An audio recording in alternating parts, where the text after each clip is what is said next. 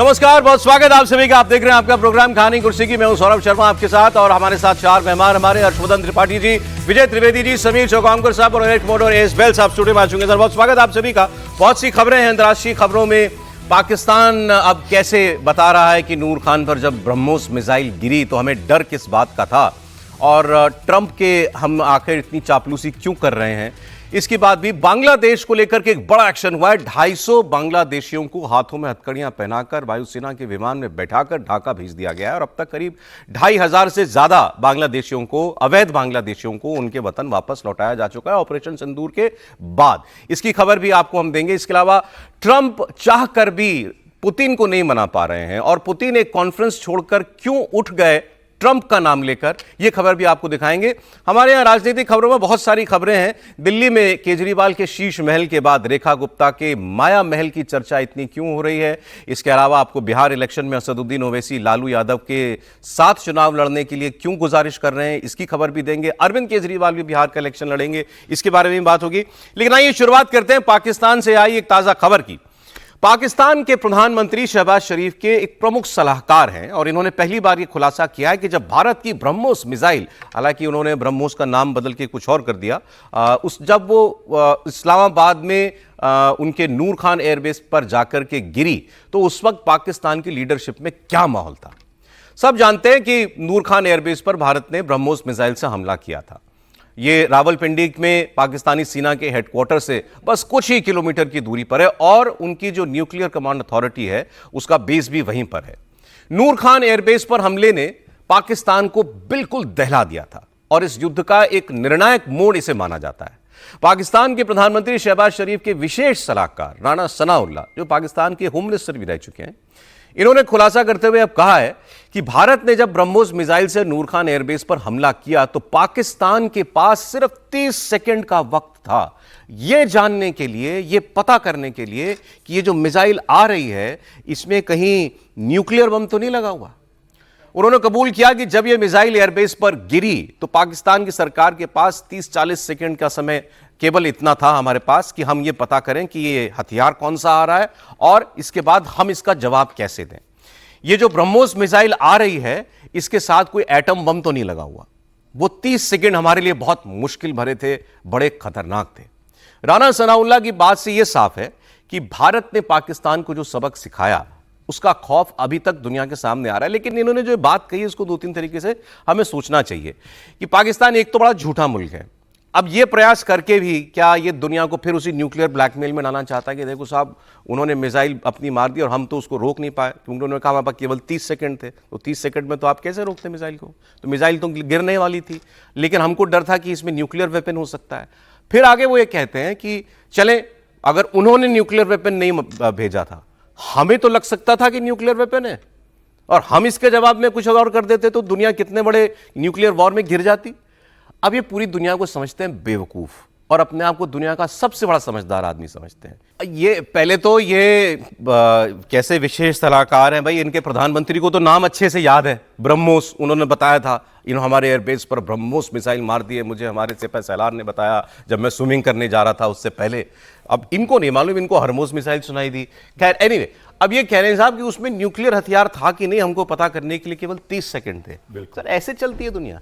ऐसे बिल्कुल नहीं चलती। सौरभ जी, मुझे एक चीज बताइए कि आप कैसे आइडेंटिफाई करेंगे कि एक मिसाइल के अंदर कन्वेंशनल वॉरहेड है या फिर न्यूक्लियर वॉरहेड है?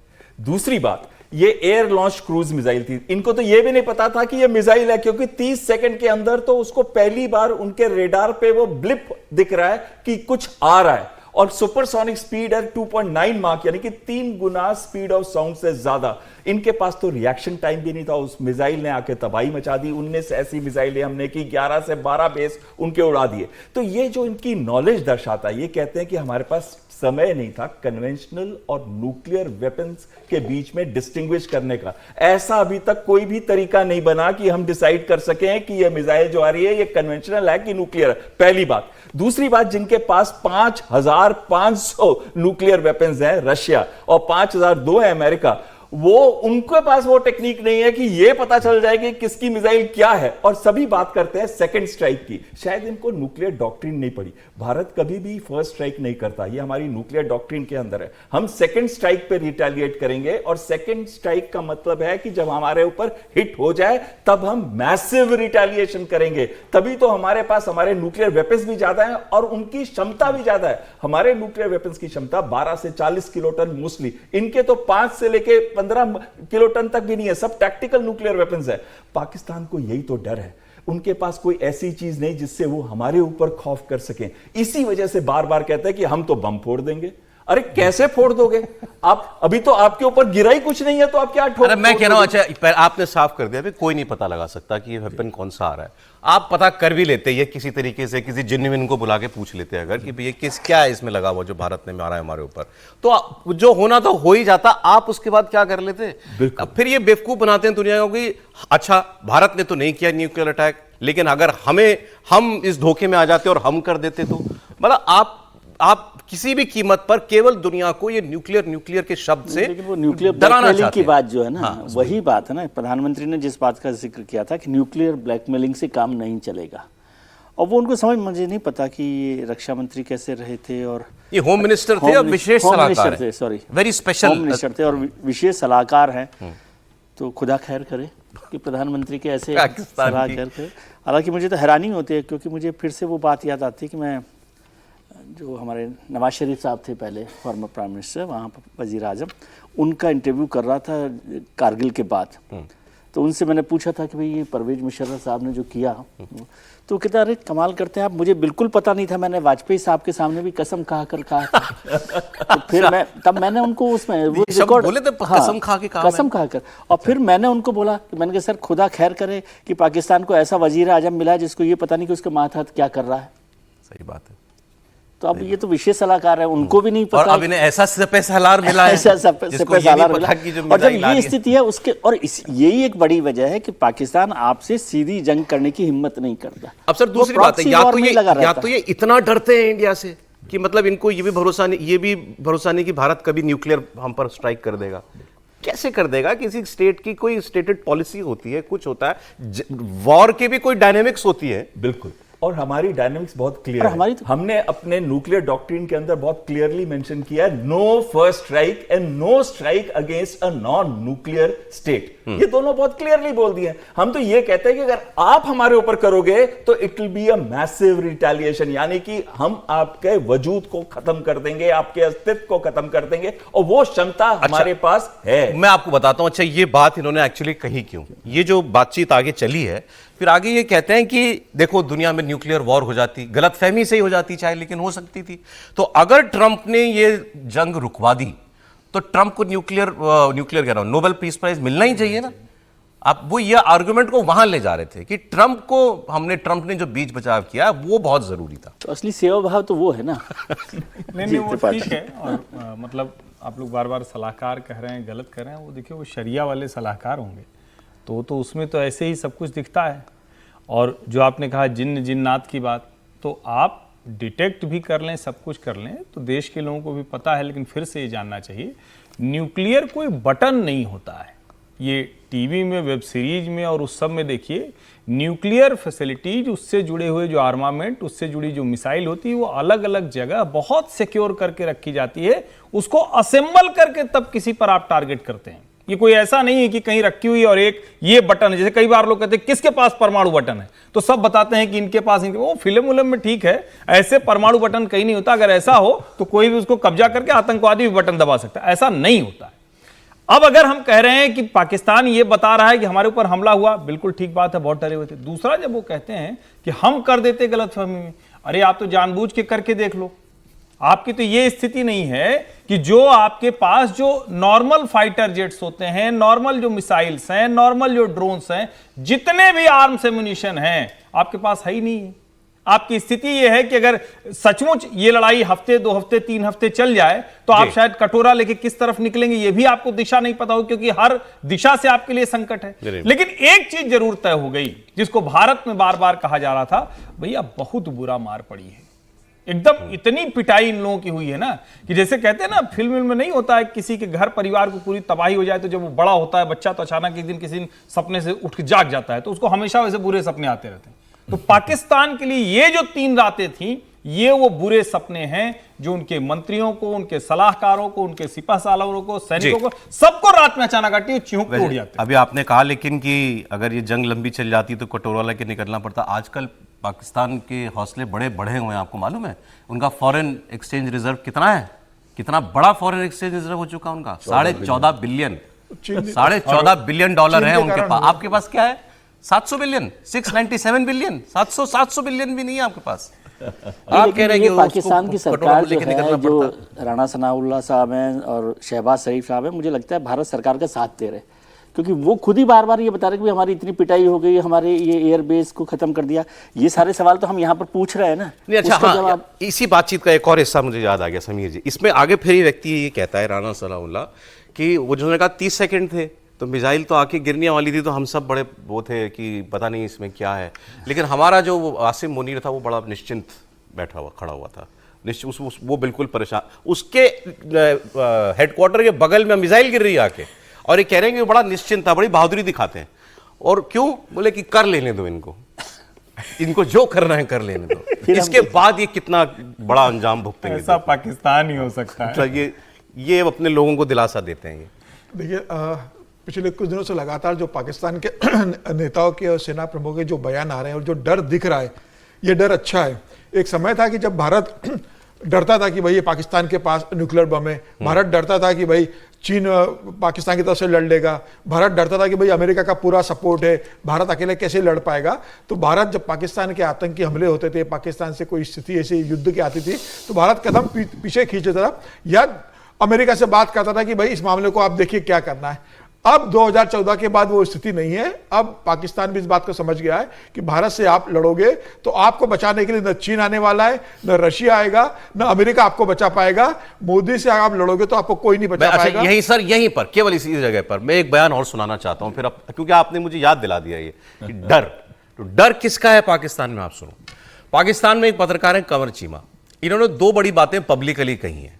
इनका यह कहना है कि पाकिस्तान जो है उसको डर है दरअसल 3 लोगों का। भारत की पॉलिसी उनका कहना है कि 3 लोग मिलकर के पाकिस्तान के खिलाफ पॉलिसी चलाते हैं। उनके तीनों के नाम ये बताएंगे आपको। और उसके बाद फिर ये भी एक्सेप्ट करते हैं कि इंडिया ये कह चुका है कि अगर तुम आतंकवाद नहीं रोकोगे तो हमारा ऑपरेशन सिंदूर जारी है। और ये एक तरीके से इस बात को कंफर्म करते हैं कि पाकिस्तान में आतंकवादी हैं। बस सीनियर जर्नलिस्ट में से माना जाता है कमर चीमा, ऐसा नहीं है। वो कहते हैं जिसको टेररिज्म कह रहे हैं ये लेजिटिमेट स्ट्रगल है as per the international conventions. So वो कह रहे हैं कि हम ये जो लोग कश्मीर के अंदर लड़ रहे हैं आपके साथ, इसको हम टेररिज्म नहीं कहते, ना ही ये टेररिज्म है। सो इट मीन्स कि वो जनासम मुनीर कह रहे हैं कि हम सपोर्ट करते हैं ऐसे लोगों को डिप्लोमेटिक, पॉलिटिकल एंड मॉरली। वो आगे उन्होंने बात की है। वो कह रहे हैं कि एक प्लानिंग वो करते हैं, एक प्लानिंग अल्लाह करता है और अल्लाह सबसे अच्छी प्लानिंग करता है। This is what basically the Indian government को वो ये बता रहे हैं कि भाईजान आप इस चीज़ में ना पड़ें, ये प्लानिंग जो वो कर रहे हैं आप कर रहे हैं वो ठीक है, लेकिन हमारे साथ खुदा है, हमारे साथ गॉड है और वो हमारे लिए प्लानिंग करेगा, वो हमारा ख्याल रखेगा। मतलब ये है कि कश्मीर का मसला हल नहीं होगा तो there is a perpetual danger है, कॉन्फ्लिक्ट, ये खत्म नहीं होगा। तो ये एक लड़ाई है जो खत्म नहीं होनी। मैं आपको बात बताऊं, ये लड़ाई खत्म नहीं होनी। This is going on, it will continue. मैंने आपको बताया था there is a theory in Pakistan, the theory name is mad. Modi साहब, अमित शाह साहब एंड डोवल साहब, ये 3 बंदे हैं, ये 3 बंदे हैं। लेकिन बाद में जयशंकर को ऐड किया गया था जब केस दुनिया के सामने लड़ना था, लेकिन स्टिल वो जो कोर ग्रुप है उसमें ये मैड है।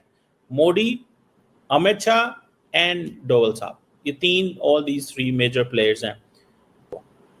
अब जो सिचुएशन है वो थोड़ी इस तरह से है कि अगर आप देखें कि जयशंकर साहब ने क्या कहा है, जयशंकर साहब ने वहां पे ये कहा है कि जनाब टेररिस्ट ऑर्गेनाइजेशन के कॉर्पोरेट हेडक्वार्टर्स हैं। सो उन्होंने कहा जी टेररिस्ट हेडक्वार्टर हैं। और दूसरा ये जी कि अब जो वो कश्मीरी भी एक बात करते हैं, वो कहते हैं जी कि हमारी तो ये economic warfare, act of economic warfare. अब इन्होंने थ्योरी दी साहब mad, Modi, Amit Shah, Doval. Sir theory सही है इनकी? वो दुनिया जानती है वही, अब मतलब से पाकिस्तानी सब जानते हैं कि जिस तरीके से national security adviser Ajit Doval ने जिस तरीके से, और पाकिस्तान के बारे में तो वो बिल्कुल पूरे एक्सपर्ट है डोभाल साहब, अमित शाह और मोदी जी जिस तरीके से देश के को चला रहे हैं, रक्षा के क्षेत्र में जिस तरीके से भारत आत्मनिर्भर हुआ और विदेश नीति में भारत की जिस तरह स्ट्रांग हुई है, प्रधानमंत्री मोदी ने बहुत स्पष्ट बता दिया कि आप दोस्ती का हाथ बढ़ाओगे तो हम आपके साथ मिलकर पूरी दुनिया के विकास में अपना जितना योगदान होगा देंगे, और आपको भी विकसित करने में जितना हमारा सामर्थ्य होगा भारत का, हम आपको हाथ पकड़ कर लेकर चलेंगे। लेकिन आप हमसे अगर लड़ने की कोशिश करोगे तो आपको घर में घुस के मारेंगे। और ये बता दिया इस बार कि किस तरीके से, मतलब अगर 48 घंटे अगर और युद्ध चल जाता तो फिर पाकिस्तान का क्या हाल होता है, ये पाकिस्तान अभी भी सोच के कांप रहा होगा। और मुझे लगता है कि जिससे ये सबक सिखा दिया पाकिस्तान को, आने वाले 10-15 साल तो हिम्मत नहीं करेंगे। और अब 2027 में तो वैसे भी मुनीर साहब का कार्यकाल खत्म हो रहा है, तो चिंता तो उनको ये हो रही होगी कि 27 के बाद मेरा क्या होगा, क्या 27 के बाद मुझे एक्सटेंशन मिलेगा या मुझे घर भेज दिया जाएगा। तो वो तो अभी रणनीति में होंगे कि बस किसी तरह से मैं सेना प्रमुख फिर से बन जाऊं 2027 में। इस बुरी मार के बाद मुझे लगता है कि पाकिस्तान पूरी दुनिया में अकेला पड़ा हुआ है, ना अमेरिका उनको बचाने आएगा, ना चाइना बचाने आने वाला। ठीक है सर, अब जरा बांग्लादेश का आपको एक अपडेट देता हूं। पहले तो एक बड़ी खबर जो भारत से जुड़ी हुई है। बांग्लादेश में लगातार ऐसा कुछ ना कुछ होता है जो सिर्फ बांग्लादेश के लिए खतरनाक नहीं है, बल्कि भारत के लिए भी एक बड़ा टेंशन का सबब हो सकता है। बांग्लादेश में चुनाव आयोग ने वहां जमाते इस्लामी को राजनीतिक दल के तौर पर मान्यता दे दी है, साथ ही उसको एक चुनाव चिन्ह भी अलॉट कर दिया गया, तराजू। ये वही जमाते इस्लामी है जिस पर भारत में कई गंभीर आतंकवादी साजिशों में शामिल रहने के आरोप लगे हुए हैं।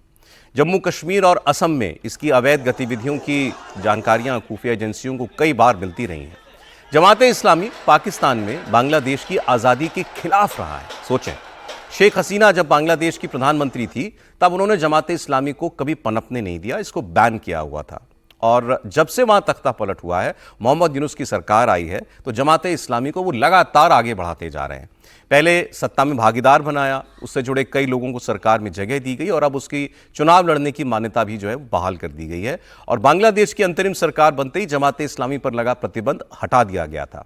8 महीने के बाद बांग्लादेश के सुप्रीम कोर्ट ने जमाते इस्लामी का पंजीकरण बहाल करने का आदेश दिया था। इससे जमाते इस्लामी अब चुनावों में सीधे हिस्सा ले सकता है। तो इतना रेडिकल ग्रुप अगर सीधे इलेक्शन लड़ेगा, और इस वक्त वहां पर शेख हसीना की पार्टी तो बैन है, तो वहां पर प्रमुख तौर पर अब 2 ही पार्टियां रह जाएंगी, एक जमाते इस्लामी और दूसरी खालिदा जिया की BNP।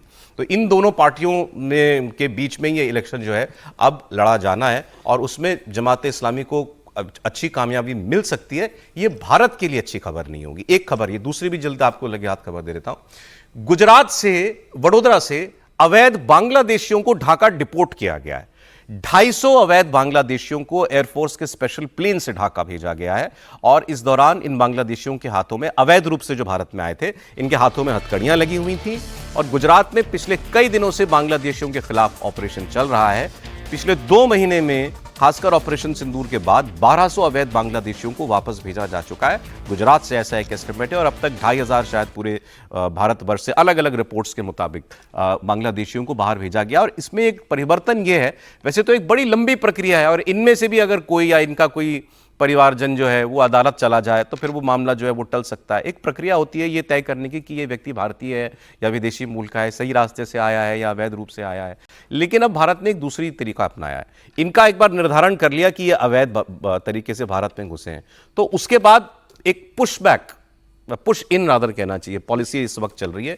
इनको डिटेन करके भेजा जाता है बॉर्डर पे, और वहां पर BSF इनको वापस लौटा देती है, वापस भेज देती है बांग्लादेश। अब इसमें जो बांग्लादेश का बॉर्डर गार्ड है वो कई बार इन लोगों को दोबारा भारत में भेजने की कोशिश करता है। लेकिन अब एक नजरिए से सोचें तो ये इसमें आप गलत कैसे कह सकते हैं, ये जिस रास्ते से आए थे उसी रास्ते से इनको वापस भेजा जा रहा है। हमने कंफर्म कर लिया कि ये हमारे लोग नहीं है, ये बांग्लादेशी हैं और इनके पास कोई कागज नहीं था, तो भाई ठीक है, तुम जिस रास्ते से आए तो उसी रास्ते से तुमको हम वापस भेज रहे हैं। तो ये सिलसिला अब बड़ा तेजी जो है वो पकड़ चुका है। दोनों खबरों पर आपका रिएक्शन चाहूंगा सर मैं। देखिए, जामियत इस्लामी पार्टी जो थी 1941 में फॉर्म हुई थी। इसका मेन गेम क्या है? ये इस्लाम को रिवाइव करना चाहते हैं, इस्लामिक स्टेट बनाना चाहते हैं और शरिया लॉ को इंपोज करना चाहते हैं। इसकी कितनी पकड़ है पाकिस्तान के अंदर? सबसे पहले इसकी सबसे ज्यादा पकड़ है पाकिस्तान ISI के साथ, और पाकिस्तान आर्मी के साथ, उनके साथ बहुत क्लोज रिलेशन है। ये मैंने अपनी आंखों से देखे हैं ढाका के अंदर कि कैसे वो पाकिस्तानी आईएसआई ऑफिसर, जो हमको पता ही होता है ज्यादातर कि ये पाकिस्तान आईएसआई ऑफिसर, उनके साथ कैसे मिलते थे, गले मिलके कैसे क्लोज रिलेशंस थे उनके साथ। और दूसरी चीज जो आती है इसके अंदर, इनकी पकड़ कितनी है बांग्लादेश के अंदर। अगर आपको 2001 या 8 का पीरियड है जब इनके पास सबसे ज्यादा सीटें थी, 18 या 17, उनके टोटल 300 सीटें होती हैं बांग्लादेश के पार्लियामेंट के अंदर, तो इनका total vote, popular vote percentage 10 से 12.2% के बीच में रहा है। इसका मतलब इनका ज्यादा रोल नहीं रहा पूरी देश के अंदर, लेकिन इनका खौफ बहुत है क्योंकि ये फंडामेंटलिस्ट पार्टी है, क्योंकि ये इस्लामिक शरिया लॉ को लाना चाहती है, तो इनका खौफ आम आदमी में ज्यादा है। नॉर्मली बांग्लादेशी जो है वो इन बातों पे बिलीव नहीं करते। और दूसरी चीज आती है कि भारत के खिलाफ क्या कर सकता है। अभी देखिए अवामी लीग का तो इन्होंने सस्पेंड कर दिया अवामी लीग को, ऑल एक्टिविटीज जो है अवामी लीग की उस पर बैन लग गया है। तो अब पार्टीज तो सिर्फ 2 ही रह गई ना, एक तो रह गई बीएनपी, बांग्लादेश नेशनलिस्ट पार्टी, जिसकी पाकिस्तान आर्मी के साथ खालिदा जिया के बहुत क्लोज रिलेशनशिप है, और दूसरी रह गई जमात इस्लामी। तो इसका मतलब है कि ये इलेक्शन दोनों पार्टीज जो में से जो भी पार में है, बीएनपी ही आएगी पार में, जमात इस्लामी का इतना बड़ा होल्ड नहीं है, लेकिन अगर बीएनपी पार में आई तो भारत के लिए यह बहुत बुरी खबर होगी। और दूसरी चीज जो आपने कही, उनको भेजा गया वापस। आपको सौरभ जी, मैं तस्वीरें दिखाई जैसे भेजा गया है सर, ये तस्वीर मतलब हथकड़ियां लगा के, और देखिए मैं पर्सनली ऐसी चीजों के खिलाफ हूं क्योंकि मेरे को भारतीय जो भेजे गए थे अमेरिका से, मुझे उस पर स्ट्रॉन्ग वो था। लेकिन उनकी मुझे ट्रंप की एक बात याद आ गई इसके अंदर। ट्रंप ने कहा था कि जब मैं ऐसे बेड़ियों से भेजता हूं तो लोगों में डर बढ़ता है और फिर वो इलीगल इमिग्रेशन की तरफ नहीं आते, और 70% कम हुआ है भारत के साइड से इलीगल इमिग्रेशन यूएसए के अंदर। ये उनकी फिगर्स है। तो इसका मतलब कहीं ना कहीं ये खौफ दिखाना भी जरूरी है। अब अगर ये जाएंगे ऐसे बेड़ियों में और इनको बीएसएफ अंदर धकेलेगी बांग्लादेश के अंदर, तो कहीं ना कहीं अब इनके अंदर खौफ रहेगा। लेकिन मैं आपको बता रहा हूं 2 करोड़ के करीब हैं इलीगल बांग्लादेशी। ये तो मेरा आंकलन है, कई आंकलन तो इससे काफी ऊपर फिगर देते हैं, और ये खासकर रहते हैं वेस्ट बंगाल के अंदर या फिर हमारी नॉर्थ ईस्टर्न स्टेट्स में। अब तो यूपी, बिहार और ऐसे एरियाज के अंदर भी धीरे धीरे ये स्प्रेड कर रहे हैं। ठीक कह रहा हूं, नंबर तो बहुत बड़ा है, लेकिन शुरुआत कभी तो होनी है इस काम की। और ये जो शुरुआत हुई है, ये कम से कम फ्यूचर, जो फ्यूचर में आने वाले हैं उनके अंदर खौफ पैदा करेगी। देखिए आपने कहा पश्चिम बंगाल, वैसे असम, ये ड्राइव चली ऑपरेशन सिंदूर के बाद खास तौर पर, और गुजरात में, राजस्थान में, हरियाणा में, दिल्ली में, पश्चिम बंगाल में, त्रिपुरा में, सब जगह से, असम से बड़ी तादाद में लोग जो हैं वो भेजे जा रहे हैं। बांग्लादेश इस पर प्रोटेस्ट करता है त्रिपाठी जी कि आप ऐसे इन लोगों को नहीं भेज सकते। फिर कई बार वो वहां से कुछ लोगों को वापस भेज देता है ये कह के कि नहीं, ये तो हिंदुस्तानी थे जिनको आपने भेज दिया। नहीं, देखिए ये रस्साकशी तो चलती रहेगी, लेकिन मानवता के तौर पर, उदार मना के तौर पर, संवेदनशील के तौर पर कहेंगे तो हम भी एयर कमोडोर साहब के साथ हैं। लेकिन जो आज के हालात हैं और भारत के आंतरिक हालात जितने खराब होते जा रहे हैं, यानी हमारी जो इंटरनेशनल सिक्योरिटी है उसको जिस लेवल का थ्रेट अप हो चुका है, उसमें इससे कम में बात नहीं बनी।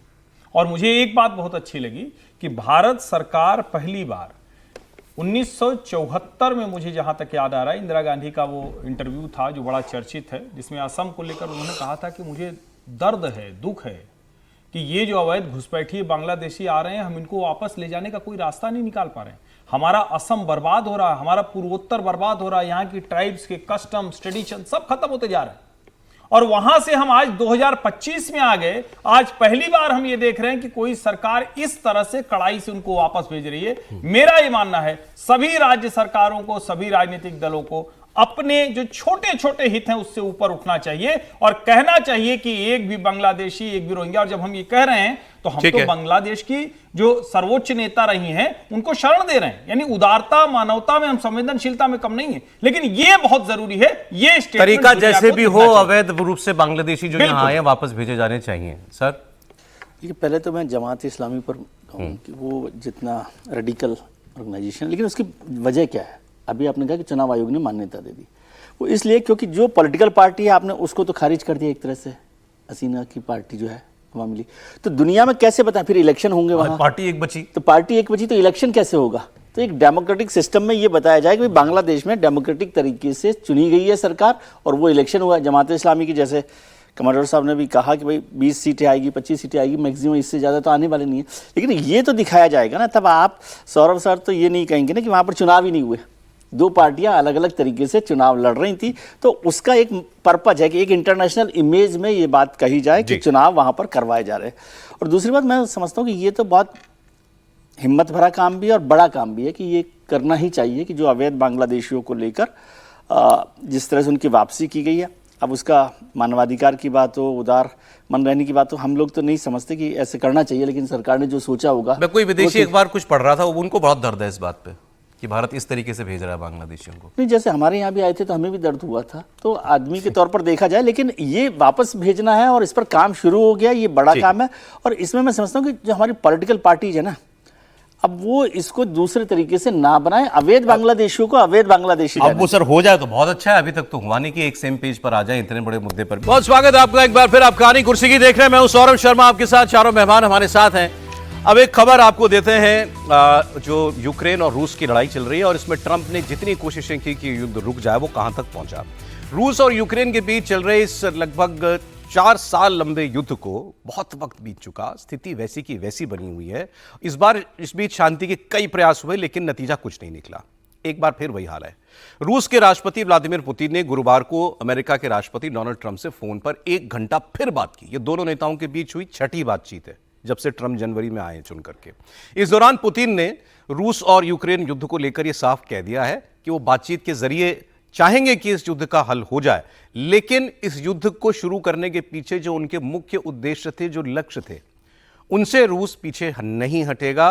वो लक्ष्य युद्ध से पूरे हो तो ठीक, बातचीत से पूरे हो तो ठीक, वो लक्ष्य पूरे होने जरूरी हैं। इस वक्त कोई तत्काल सीज फायर वो नहीं करने वाले हैं। मतलब युद्ध फिलहाल नहीं रुक रहा है डोनाल्ड ट्रंप की तमाम कोशिशों के बाद। और ट्रंप ने भी यह कह दिया है कि पुतिन से वो बहुत निराश है। उन्हें लगता है कि पुतिन यूक्रेन में युद्ध रोकना ही नहीं चाहते हैं। वहीं दूसरी ओर अगर बात करें ज़ेलेंस्की की, तो ज़ेलेंस्की बहुत हाल तैयार है। आप उनसे आज पुतिन कह दें कि अब अभी हम सीज फायर करते हैं, तो वो तो चाहते हैं कि सीज फायर हो जाए। लेकिन इस बीच में ट्रंप ने कुछ एक ऐसे फैसले लिए हैं जो ज़ेलेंस्की और यूक्रेन के लिए बहुत खतरनाक है। पहले तो वो कुछ हथियार इनको और भेजने वाले थे, वो खेप उन्होंने रोक दी है, तो ये पहला झटका। और अब वो ये लगभग मन बना चुके हैं कि जिस वजह से लड़ाई शुरू हुई कि मेरे दरवाजे तक नेटो आ जाएगा, ये पुतिन ने कहा। और यूक्रेन चाहता था नेटो की मेंबरशिप, तो ट्रंप अब उस मन के बिल्कुल नहीं है कि यूक्रेन को हम नेटो में शामिल करें। बस उन्होंने अभी तक इसकी घोषणा नहीं की है। तो हर लिहाज से अगर देखें तो युद्ध रुकने की स्थिति में फिलहाल बढ़ता हुआ जो है वो दिखाई नहीं दे रहा है। अब एक मजेदार वाकया हुआ, ये जो बातचीत मैंने आपको बताई 1 घंटा फोन पर हुई थी, उस वक्त उससे थोड़ी देर पहले पुतिन जो थे वो एक गवर्नमेंट प्रोग्राम के बीच में थे, मंच पर थे, बातचीत चल रही थी और वहाँ उन्होंने अचानक बीच में कहा, माफ़ी मांगते हुए कहा सबके सामने कि अच्छा लग रहा है आप लोगों से बात करके और लंबी बात भी मैं कर सकता था आपके साथ, लेकिन क्या करें, मुझे अमेरिका के राष्ट्रपति डोनाल्ड ट्रंप से बात करने के लिए जाना है और मैं उनको इंतज़ार नहीं कराना चाहता क्योंकि बड़ी अजीब परिस्थिति हो जाती है, वो किसी भी बात का बुरा मान सकते हैं। ये पुतिन ने कहा और उसके बाद फिर वो वहां से उठ करके चले गए। सुनिए। Пожалуйста, не сердитесь, я понимаю, что мы могли бы и больше поговорить, но так неловко заставлять себя ждать, там сейчас обидеться еще. Спасибо вам большое, удачи. तो अब ट्रंप के मिजाज से एक्चुअली हर कोई दुनिया भर में वाकिफ है और पुतिन और उनके रिश्ते हालांकि बुरे तो बिल्कुल नहीं कहे जा सकते, ठीक ठाक ही रिश्ते हैं। ट्रंप तो वो कहते रहे कि मेरे अच्छे परिचित हैं वो, लेकिन उनको भी डर है कि वो मैं किसी तरीके से इनको नाराज ना कर दें। बिल्कुल सही कह रहे हैं सौरभ जी। पुतिन चाहते हैं नेगोशिएटेड सेटलमेंट। आपने बताया था ये 6वीं कॉल थी और 1 घंटे की कॉल थी, इसका मतलब काफी डिस्कशन हुआ है। और दूसरी चीज ये नेगोशिएटेड सेटलमेंट तो चाहते हैं, लेकिन ये चाहते हैं कि जो मूल कारण जिसकी वजह से ये युद्ध शुरू हुआ है वो मूल कारण को सॉल्व किया जाए। उसमें मूल कारण क्या था? नाटो का ईस्टवर्ड एक्सपेंशन, यानी कि चाहे वो लिथुनिया हो, लातविया हो, एस्टोनिया हो, पोलैंड हो, हंगरी हो, ये देखिए सब जगह जो यूक्रेन के साथ ऊपर से बाल्टिक से लेके ब्लैक सी तक जितने देश हैं उन देशों में जब वो नाटो में ज्वाइन किए और जब यूक्रेन ज्वाइन करना चाहता था तो कहीं ना कहीं रशिया को लगने लग गया कि अब हमारी सिक्योरिटी नींव हिल रही है, हमारी फाउंडेशन जो सिक्योरिटी की है वो हिल रही है, इसी वजह से अटैक हुआ। दूसरा, 3.5 साल हो गए अटैक हुए, तो अगर 3.5 साल हुए तो उनकी जनता भी तो पूछेगी आपने क्या अचीव किया। इसके लिए बहुत जरूरी है कि वो डॉनबास का पूरा एरिया, चाहे वो लुहांस्क है, डोनेस्क है, और शुरू करें तो सूमी में बफर जोन और खार्किव को लेना और डॉनबास को अपना एज अ बफर जोन रखना जो उनकी टेरिटरी में ही आएगा, और फिर नीचे से खेरसों से ओडिशा की तरफ जाना। तो ये पूरा जो बेल्ट वो लेके रखना चाहते हैं, जो कि नियरली 30% के करीब उनकी टेरिटरी, 20 तो ऑलरेडी है उनके पास, क्रीमिया ऑलरेडी है उनके पास, और क्रीमिया का लिंक एक ब्लैक सी के थ्रू होते हुए डायरेक्टली जाए जो डॉनबास एरिया तक, ताकि क्रीमिया को कनेक्ट कर सके। 30% यूक्रेन अपने कब्जे में चाहते हैं, 25 से 30% यूक्रेन वो अपने कब्जे में चाहते हैं। लड़ाई छिड़ने के बाद से कितने टेरिटरी पे कब्जा कर चुके हैं ये? 20% टेरिटरी पे कब्जा कर चुके हैं, और अब 5 से 10% और है, जो कि पोक्रोवस से लेके अगर हम जाएं नीचे तो वो जाएगी उड़ीसा तक, पर उड़ीसा नहीं लेना चाहते। अगर उड़ीसा लेंगे तो ब्लैक सी के थ्रू सारा लिंक कट हो जाएगा, कोई भी पोर्ट नहीं रहेगा यूक्रेन के पास। मतलब साफ है सर, वो जंग जीत रहे हैं, पुतिन जंग जीत रहे हैं, इसका मतलब ऑन ग्राउंड पुतिन जंग जीत रहे हैं। और लास्ट टाइम अगर आप याद रखिए, जब बातचीत होने वाली थी तो क्या किया यूक्रेन ने, जेलेंस्की ने अटैक किया वो बॉम्बर बेसिस के ऊपर, ऑफ स्पाइडरवेग, यानी कि जब बातचीत चल रही है पीस के ऊपर, आप जाके उनके 20 बॉम्बर उड़ा देंगे तो कोई छोड़ेगा आपको? उससे कोई फर्क नहीं पड़ा पुतिन को कोई फर्क नहीं पड़ा। अब वो आदमी जो आदमी जंग जीत रहा हो वो क्यों चाहेगा सीज फायर? वो तो चाहेगा कि मैं 4 साल से लड़ रहा हूं तो मैं जंग पूरी करूं। दूसरी एक इंपॉर्टेंट बात कि जो इनकी लास्ट दोनों देशों की, रूस और पुतिन के बीच, मतलब यूक्रेन और रशिया के डेलीगेशंस के बीच में जो पीस टॉक हुई थी, उसमें ये बताया कि जो रशियन डेलीगेशन था उसने एक वक्त, वो मीडिएशन भी अमेरिकन करा रहे थे, और उन्होंने बातचीत के बीच में एक वक्त रशियन डेलीगेशन, अमेरिकी डेलीगेशन को बाहर जाने के लिए बोल दिया रशियंस ने। उनका कहना ये है, और पुतिन ये चाहते हैं इंडिया की तरीके से, कि हमें कोई मीडिएशन नहीं चाहिए, अब अगर बात करनी है तो हम और वो सीधे करेंगे, आप बीच में मत पड़िए। वो भी इस हक में नहीं है कि ट्रंप इसमें चौधरी बने। तो ये पुतिन वो बिल्कुल इस बात के खिलाफ हैं। अब ये एक और झटका होगा इनके लिए अगर ऐसा होता है तो। देखिए, एक बात तो किसी भी लड़ाई झगड़े में पक्की होती है कि अंतिम में अगर वो दोनों बैठ के जो लड़ रहे हैं वो समझौता करते हैं तो कुछ उसका पॉजिटिव इफेक्ट आप देखते हैं। किसी ने करा दिया तो या तो दबाव बना कहेंगे चलो चलो छोड़ दो, अब खत्म करो, तुम्हारा जो भी नुकसान है वो खत्म करो। क्या ऐसी स्थिति में कोई भी देश है? तो बिल्कुल नहीं है। न तो वो जेलेंस्की सुनने को तैयार हैं, और पुतिन को तो खैर क्या कोई सुनाएगा। इतने लंबे शीत युद्ध के बाद, यूएसएसआर के टूटने के बाद कहा गया कि मिखाइल गोर्बाचेव के बाद अब युग ही खत्म हो गया, लेकिन आज तक युग तो रशिया का खत्म नहीं हुआ, ये एक सुपर पावर बना हुआ है। अब असली जो मसला है डोनाल्ड ट्रंप के लिए, ये एक इस तरह की चीज है चूंकि अभी उनको समझ में आ रहा है कि चाइना की स्थितियां बहुत खराब हैं, उसके अंदरूनी हालात खराब हैं, उनके साथ जो कुछ भी अभी तक उनकी ट्रेड डील थी, उनकी कंपनियां जो आगे बढ़ रही थी, वो नहीं हो पा रहा है। तो एक तो उनको भारत का बड़ा बाजार दिखता है, जिसके लिए उन्होंने एड़ी चोटी का जोर लगा रखा है, कुछ भी कर लो भारत के बाजार में एंट्री मिल जाए प्रॉपर, उसी पर सारी लड़ाई चल रही। दूसरा उनके लिए भी है कि अगर एक बार रशिया से हुआ तो रशिया जब ओपन अप करेगा, जिसकी बात वो अभी नहीं करते हैं, लेकिन रशिया जब ओपन करेगा तो एक बहुत बड़ा मार्केट चाइना से कट कर अमेरिका के लिए जाएगा। ये इतना भर नहीं है कि दोनों देश एक दूसरे को चाहते हैं कि चलो युद्ध खत्म हो जाए, सब एज इट इज हो जाएगा, स्टेटस को हो जाएगा। स्टेटस को नहीं होना है। ट्रंप दुनिया में कुछ अलग सी दुनिया बनाने का ख्वाब लेकर आए हैं। वो मेक अमेरिका ग्रेट अगेन, वो कोई अमेरिका में कुछ बिल लाना, अमेरिका में कुछ जिसको कहते हैं खर्चे कम कर देना, या कुछ देशों से, इतना भर नहीं। वो पूरी दुनिया में अमेरिका को नए सिरे से स्थापित करने की लड़ाई लड़ रहे हैं, और इसीलिए वो ये कोशिश कर रहे हैं कि पुतिन ये मान जाए, जेलेंस्की ये मान जाए, या दुनिया में जहां जहां भी है, और फिर हर जगह ट्रेड के जरिए अमेरिका अपनी सुप्रीमेसी कायम रख सके। मैं आपको बताता हूं, वो बिल इन्होंने पास कर दिया है ट्रंप ने, जिसको लेकर के एलन मस्क का इनका झगड़ा हुआ। उससे पहले भारत से जुड़ी खबर अमेरिका के हवाले से, वो भी आपको बता दें। एक तो अमेरिकी सेनेट ने प्रेसिडेंट डोनाल्ड ट्रंप के इस एम्बिशियस, जिसे वो कहते हैं one big bold beautiful bill, उसको पारित कर दिया है। 27 घंटे तक वोटिंग चली, बहुत अमेंडमेंट भी हुए, और ट्रंप के इस बिल को सिर्फ 1 वोट से बहुमत से मंजूरी मिली है, 1 वोट। इंटरेस्टिंगली जब वोट हुआ तो मामला टाई हो गया और बिल के पक्ष में 50 वोट पड़े और इसके विरोध में 50 वोट पड़े। इसके बाद सेनेट के चेयरमैन और वाइस प्रेसिडेंट जेडी वैंस ने बिल के पक्ष में वोट डालकर इसको पारित करवा दिया। अब प्रेसिडेंट ट्रंप इस बिल को पास कराने के लिए पिछले 2.5 महीनों से जद्दोजहद कर रहे हैं। इस बिल के पारित होने से अमेरिकी जनता को टैक्स में $5.5 ट्रिलियन की छूट मिलेगी। ट्रंप सरकार defence, border security, $600 billion border security के लिए इसके अंदर है। अप्रवासियों के खिलाफ कार्रवाई, इस पर वो ज्यादा पैसा खर्च कर पाएंगे। उनका कहना है कि इससे हमारे यहाँ रोजगार भी बढ़ेगा, नौकरियां बढ़ेंगी, लोगों के टैक्स में कमी आएगी तो उनकी जेब में बचत होगी। लेकिन सब्सिडी उन्होंने कम करने का फैसला नहीं किया है।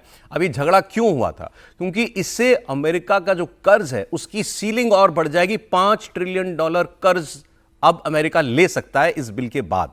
अब उनका और एलन मस्क का झगड़ा यही है और बीच में ऐसा लगा था कि दोनों के बीच दोस्ती भी हो गई है, लेकिन उसके बाद तो ट्रंप ने मामले को कहीं का कहीं पहुंचा दिया। उन्होंने कहा कि अगर जरूरत पड़ेगी तो हम देखेंगे कि एलन मस्क को भी डिपोर्ट करना है क्या। ये अमेरिकी मूल के नहीं है, ये साउथ अफ्रीका के हैं।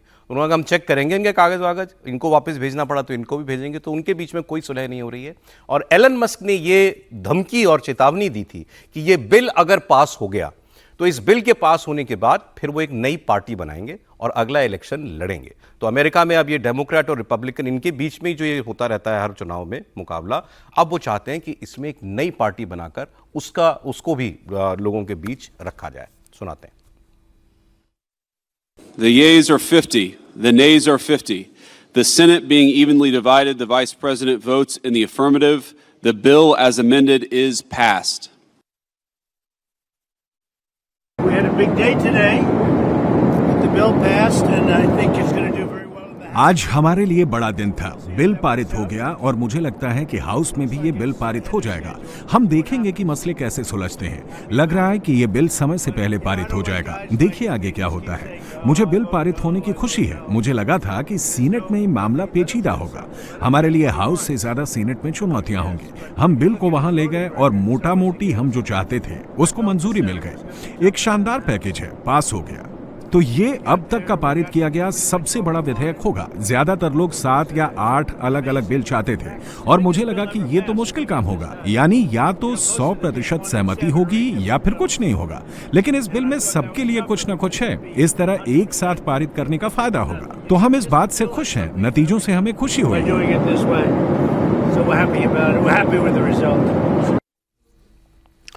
और एक भारत से जुड़ी खबर यह है कि विदेश मंत्री एस जयशंकर ने वॉशिंगटन में एफबीआई के चीफ काश पटेल के साथ बैठक की है और उनसे संगठित अपराध, ड्रग तस्करी, आतंकवाद का मुकाबला करने में भारत और अमेरिका के बीच सहयोग पर उन्होंने बात की है। और उन्होंने पोस्ट करते हुए एक्स पर जयशंकर ने लिखा है कि आज एफबीआई के चीफ से मिलकर बहुत अच्छा लगा।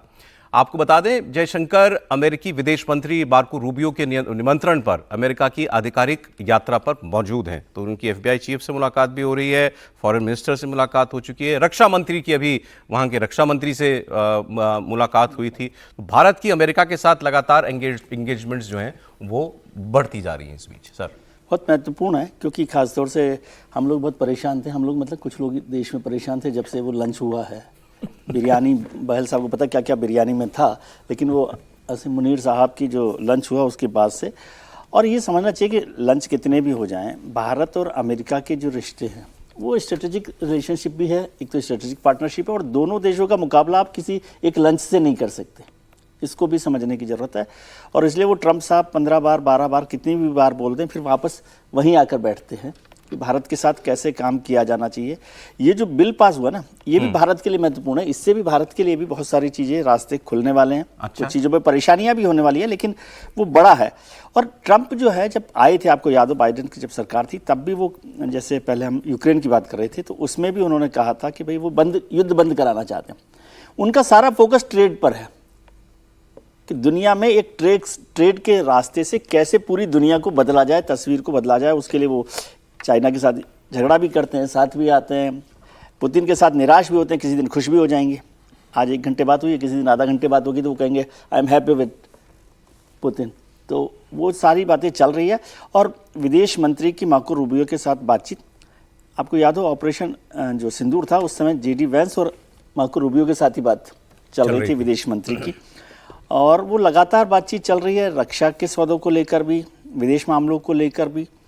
अप्रवासियों का जो मामला था उसमें भी भारत का एक हमारी भी तो डील होनी है इनसे, ट्रेड डील होनी है, तो इसीलिए मैं कह रहा हूँ वो पूरा फोकस ट्रेड डील को लेकर है। और भारत भी चाहता है कि उनके साथ एक ट्रेड डील हमारी बेहतर तरीके से चलते रहे, और डिफेंस का भी जो पूरा मसला है, स्ट्रेटेजिक पार्टनरशिप जो है वो भी मजबूत रहे। एक चीज और हो रही है सर, वहां पर इनके एक सेनेटर या कांग्रेसमैन जो है वो रिपब्लिकन पार्टी की, ट्रंप की पार्टी के, इन्होंने कहा है कि जो देश रूस से तेल खरीदते हैं जिसमें भारत भी है, उनके ऊपर 500% टैरिफ हम लगाएंगे। निश्चित रूप से ये कहा गया। उसके जवाब में जयशंकर अपने विदेश मंत्री का बयान भी आ गया है कि भाई हमारा दूतावास इस पर नजर रखे हुए है और जिसको जो कहना है करें। भारत इतना सक्षम है कि हमें जो ठीक लगेगा, हमारे देश के आर्थिक हित में, हमारे देश के हित में लगेगा, वह निर्णय लेने से हम पीछे हटेंगे नहीं। जयशंकर ने बहुत स्पष्ट कर दिया। अभी जयशंकर विदेश दौरे पर अमेरिका में है। अभी एलन मस्क ने जिस तरीके से ट्रंप को लेकर धमकी दी, दोनों के बीच चल रहा है, तो ये बता रहा है कि भाई ट्रंप किस तरह का काम करता है। जब उनके करीबी भरोसेमंद जो उनको चुनाव जिताने के लिए लाखों करोड़ रुपए खर्च कर देते हैं, चुनाव जीतने के 6 महीने के अंदर वो आपसे पूरी तरीके से दूर हो जाता है और महाअभियोग चलाने की धमकी दे रहा है। एलन मस्क कह रहे हैं कि इसके ऊपर तो महाअभियोग लाना चाहिए या मैं नई पार्टी लेकर आऊंगा। ट्रंप कह रहे हैं कि भाई जो सब्सिडी हमने दी है एलन मस्क को स्पेस के लिए, उसकी मैं जांच करवाऊंगा और हो सकता है कि जो पैसा दिया है वो रिकवरी भी इससे कर सकता हूं। तो अब एलन मस्क तो चुनाव जीत कर आया, लेकिन अब एलन मस्क ट्रंप की सबसे बड़ी समस्या है कि ट्रंप ने चुनाव के पहले बहुत, जिसे कहते हैं कि बाइडेन के कहा था कि भाई बाइडेन बहुत ढीले ढाले राष्ट्रपति है, ये युद्ध रुकवा नहीं पा रहे, मेरे आते ही मैं 100 दिन के अंदर युद्ध रुकवा दूंगा रशिया और यूक्रेन के बीच में। अब उनको लग रहा है कि चुनाव के पहले तो मैं बड़बोलेपन से बोल रहा था कि मेरे राष्ट्रपति बनते ही रूस घुटने टेक देगा और युद्ध रुक जाएगा, लेकिन अब रूस उनके सुन नहीं रहा है, युद्ध लगातार जारी है। तो अब ट्रंप को लग रहा है कि भाई मतलब मैं जब चाहता हूं मैं युद्ध तो कर देता हूं, ईरान पे बम गिराना है तो मैं चला जाता हूं, लेकिन मेरी रूस नहीं सुन रहा है और ये ट्रंप के लिए मुश्किल है। लेकिन सर वैसे एक बात है, देखिए मतलब ट्रंप जनवरी में आए हैं जी। अब हमारे लिए ठीक है, उन्होंने वो ऑपरेशन सिंदूर के दौरान इनका किरदार हमारे लिए सूटेबल नहीं रहा, लेकिन आदमी जंग रुकवाने की कोशिशें तो कर रहा है, इसमें तो कोई शक नहीं है। कर रहा है, सौरभ जी बिल्कुल सही कह रहे हैं आप, कर तो रहा है। लेकिन दो चीजें मैं एक बिल के बारे में भी बोलना चाहूंगा। बिल जो है वो आपने बिल्कुल सही बताया, $3.3 ट्रिलियन का डेट बढ़ेगा उससे, जो टोटल आप 5 कह रहे थे, फिर उतना $1.2 ट्रिलियन का उन्होंने जो सब्सिडीज पहले थी उसको बंद कर दिया, मेडिकेड वाली। तो अगर वो करेंगे तो $3.3 ट्रिलियन का डेट बढ़ेगा। $36.2 ट्रिलियन ऑलरेडी उनका डेट है। तो सोचिए कि अगले 10 साल में उनका डेट कितना बड़ा हो जाएगा, और ये जब बढ़ेगा $40 ट्रिलियन, और 1 ट्रिलियन में 1000 बिलियन होते हैं और 1 बिलियन में 1000 मिलियन होते हैं, तो सोचिए कितना बड़ा ये बबल है जो कभी भी आपने कंफ्यूज कर दिया। 1 ट्रिलियन में 1000 बिलियन होते हैं, 1 बिलियन में 1000 मिलियन होते हैं। सोचिए कितना बड़ा ये क्रेडिट है। इसमें दूसरी चीज उन्होंने की, मेडिकेड बंद करने से 11.8 मिलियन लोग अब इसका फायदा नहीं उठा सकते, वो गरीब लोग हैं। फूड स्टैंप्स तक बंद कर दिए, यानी कि इसका सबसे ज्यादा फायदा उन लोगों को है जिनकी आय $3 मिलियन से ऊपर है, उनको $1,60,000 का फायदा होगा। और गरीब को क्या होगा? $500 से $1,600 का नुकसान होगा। वेलफेयर स्पेंडिंग कम कर रहे हैं, वेलफेयर स्पेंडिंग कम कर रहे हैं, पर साथ में वहां पे स्पेंड कर रहे हैं जहां फायदा है। लेकिन इनका इलॉन मस्क से क्या प्रॉब्लम है? इलॉन मस्क को $7,500 का टैक्स क्रेडिट मिलता था हर ईवी से, वो बंद हो जाएगा। तो सोचिए जब वो टैक्स क्रेडिट बंद हो जाएगा तो इलॉन मस्क की ईवी सेल में कितनी भारी गिरावट आ सकती है। और यही है मेन कारण, चाहे वो कुछ भी कहें, ये स्पेंडिंग बिल है, ये डोजे है, वो है, ये मेन ये कारण है। मैं फिर वो एक बार दूसरी खबर की बात करना चाहता हूं कि उनके एक बिल आ सकता है जिसमें अगर तेल खरीद रहे हैं आप रूस से तो आपके ऊपर 500% टैरिफ वो लगाएंगे। अच्छा, ट्रंप जैसे आदमी का पता भी नहीं वो कर भी दें, क्योंकि उनके ऊपर दबाव ये बन रहा है कि जब तक आप पुतिन के आय के स्रोत पर चोट नहीं करोगे, और वो सबसे बड़ा स्रोत तेल है, तब तक ये वो उसके पास क्या वजह है कि वो ये जंग रोके। आप उसको चोट पहुंचाओगे, आर्थिक चोट पहुंचाओगे तो वो ये रोकेगा। तो ये सवाल आपने सही बताया कि ये सवाल हुआ रक्षा विदेश मंत्री से वहां पर त्रिपाठी जी, और उन्होंने ये कहा कि वो जो उनके कांग्रेसमैन हैं उनसे हमने भी बात की है, हमारे एम्बेसडर ने उनसे बात की है, हमने उनको अपना पक्ष बताया है और हम प्रयास कर रहे हैं कि ये परिस्थिति ना हो, लेकिन अब और अगर ये परिस्थिति आएगी तो देखेंगे हमें उस वक्त क्या करना है। नहीं, देखिए मुझे लगता है कि जो भी अमेरिका ये कर रहा है अब वो करने की बहुत स्थिति में नहीं है। अगर उस स्थिति में होता तो बहुत पहले भारत के ऊपर वो प्रतिबंध लगा चुका होता। यूरोप वो खरीदारी करता है, और मुझे हरदीप सिंह पुरी जी का वो बयान हमेशा याद आता है। उन्होंने कहा कि जितना हम महीने भर में लेते हैं उतना वो एक दिन में खरीद लेते हैं। तो वही इसका मतलब अगर आप ये कह रहे हैं कि वो टेररिज्म कर रहा है या वो वॉर मॉन्गर है, तो कौन उसको फंड कर रहा है? इसका मतलब यूरोप ज्यादा फंड कर रहा है। दूसरा, जब हम कहते हैं कि हम अमेरिका के साथ भी डील कर रहे हैं, तो ये सारा मसला क्या है कि आपको पुश करके अमेरिका से थोड़ा ज्यादा तेल ले लीजिए। अमेरिका के साथ जो अभी खबर भी आई कि 10 साल का जो आर्म डील का समझौता है वो हो जाए। और ओवरऑल जब देखें तो बड़ी चीजों के साथ ये जो one big bold beautiful bill है इनका, उसमें एलन मस्क पर निशाना है, बिल्कुल ठीक बात है, उनकी सब्सिडी घटा दी। वहां जितने सोशल प्रॉब्लम थे वो सब खत्म कर दिए। कॉर्पोरेट टैक्स कट वो ज्यादा हो गया, जो 17 वाला था उसको रेप्लिकेट कर दिया। लेकिन एक बड़ी शानदार बात है जिसको भारत के संदर्भ में समझना चाहिए, रेमिटेंस टैक्स जो 5% होने वाला था वो मात्र 1% है, यानी 4% का रेमिटेंस टैक्स का फायदा है। तो इसका सबसे बड़ा अगर कोई लाभ मिलने वाला है तो ट्रंप जो बोल रहे हैं एक बात, जब वो पॉलिसी लागू करते हैं तो भारत के विरोध में उसमें बहुत कुछ नहीं दिखता है। इसीलिए मुझे लगता है कि 500% टैक्स वाली बात, जिसको हम लोग अपने यहां देशज में कहते हैं ना, उड़ाइयां चमकाइयां धमकाइयां और बात न बगे तो बने तो फिर भाग जाएंगे, तो ये ट्रंप वैसे ही है। और ये बार बार उन्होंने दिखाया है। नरेंद्र मोदी इस मामले में बहुत स्थिर भाव में, बहुत सलीके से, जिसको कहते हैं कि एक एक कदम कैसे रखना है, किसके साथ क्या रिस्पॉन्ड करने का जो तरीका है वो बहुत शानदार। खबर इस वक्त आ रही है ऑपरेशन सिंदूर पर उप सेना प्रमुख का बड़ा खुलासा कि पाकिस्तान के बॉर्डर पर हम 3 दुश्मनों से लड़ रहे थे। पाकिस्तान के 81% हथियार चाइनीज थे और चीन ने पाकिस्तान को हथियारों के लैब की तरह इस्तेमाल किया है। ये उप सेना प्रमुख ने अभी ये बातें कही हैं और खुलकर कहा है कि हम 3 फ्रंट पर इस लड़ाई को लड़ रहे थे, 3 दुश्मनों से ये लड़ाई हम लड़ रहे थे। और 81% चीनी हथियार थे उनके पास। राहुल सिंह उपसेना प्रमुख हैं, उन्होंने कहा हम चीन, तुर्की और पाकिस्तान से लड़े। बड़ी बात वो कह रहे हैं, खुलकर कह रहे हैं। अब तो नाम लिया जा रहा है इसमें, उपसेना प्रमुख के द्वारा नाम लिया जाना, चीन का नाम लिया जाना, तुर्की का नाम लिया जाना। चीनी हथियारों से लड़ रहा था पाकिस्तान और चीन ने पाकिस्तान को हथियारों की लैब की तरह प्रयोग किया। फिक्की के कार्यक्रम में बोल रहे हैं उपसेना प्रमुख राहुल सिंह। वहीं से ये बड़ी बात निकल करके आई है कि लड़ाई केवल पाकिस्तान से नहीं थी, बॉर्डर पाकिस्तान के साथ लगा हुआ था, लेकिन इसके पीछे से लड़ रहे थे चीन और तुर्की मिलकर।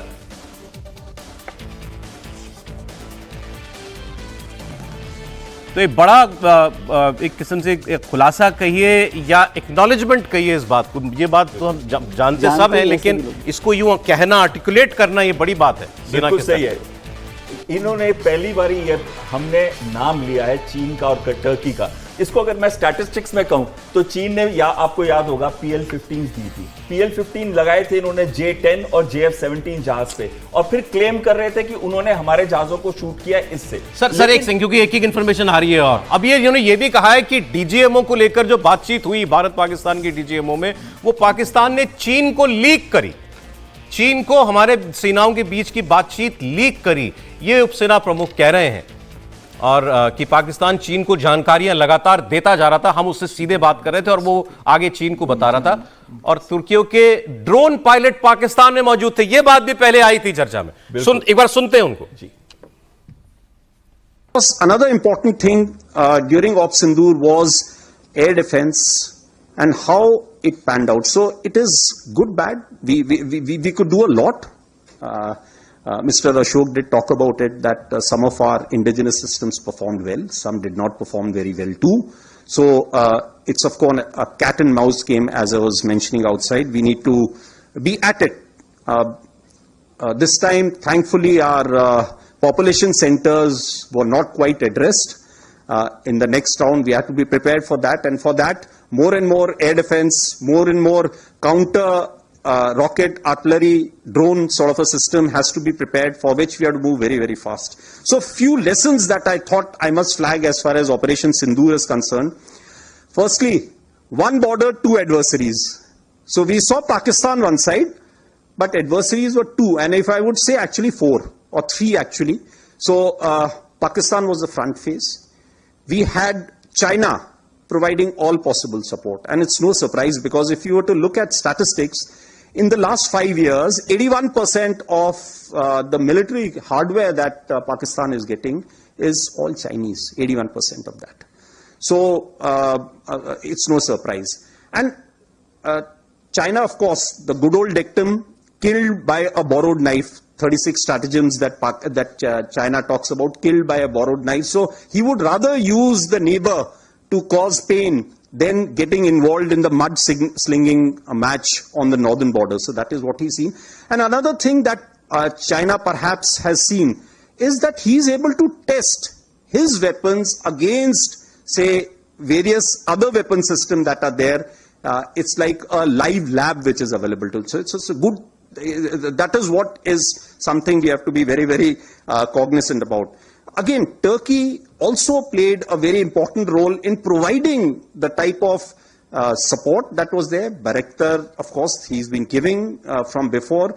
We saw numerous other drones also coming in, landing in the face of war, during the war, along with trained sort of individuals who were there. The next important lesson is the importance of C4 ISR and civil military fusion. There is a lot to be done as far as this domain is concerned. When the DGMO level talks were going on, Pakistan actually was mentioning that we know that your such and such important sort of vector is primed and it is ready for action. I would request you to perhaps, pull it back. So he was getting live inputs as far as from China. So that is one place we really need to move fast and take appropriate action. I talked about electronic warfare, and need for robust air defense system is something, again, our population centers also need to be protected. Of course, as far as the other, we do not have the luxury like, we would have been seeing the way Israel, they have the Iron Dome and a number of other air defense features that they have. We do not have a luxury because our country is vast. So, and such things cost a lot of money. So we need to. तो ये आप उपसेना प्रमुख को सुन रहे हैं, उन्होंने बहुत अहम बातें कही हैं। उन्होंने एक तो चाइना को लेकर ये कहा कि हम सिर्फ पाकिस्तान से नहीं, 3 देशों से लड़ रहे थे, पाकिस्तान के साथ चीन और तुर्की। चीन के सारे हथियार थे पाकिस्तान के पास, 81% हथियार पाकिस्तान चीन के इस्तेमाल करता है। और उन्होंने कहा कि एक उधार की बंदूक मिली हुई है चाइना को, जिससे वो ये जंग लड़ रहा था। पाकिस्तान को आगे करके भारत के साथ हथियार उसके थे। उन्होंने कहा लाइव लैब बना दिया था, चीन ने अपने हथियारों की लाइव लैब की तरह पाकिस्तान को ट्रीट किया है। फिर उन्होंने तुर्की का नाम लेते हुए कहा कि ड्रोन दिए तुर्की ने, और ट्रेंड इंडिविजुअल्स वो उन्होंने दिए वो ड्रोन्स ऑपरेट करने के लिए।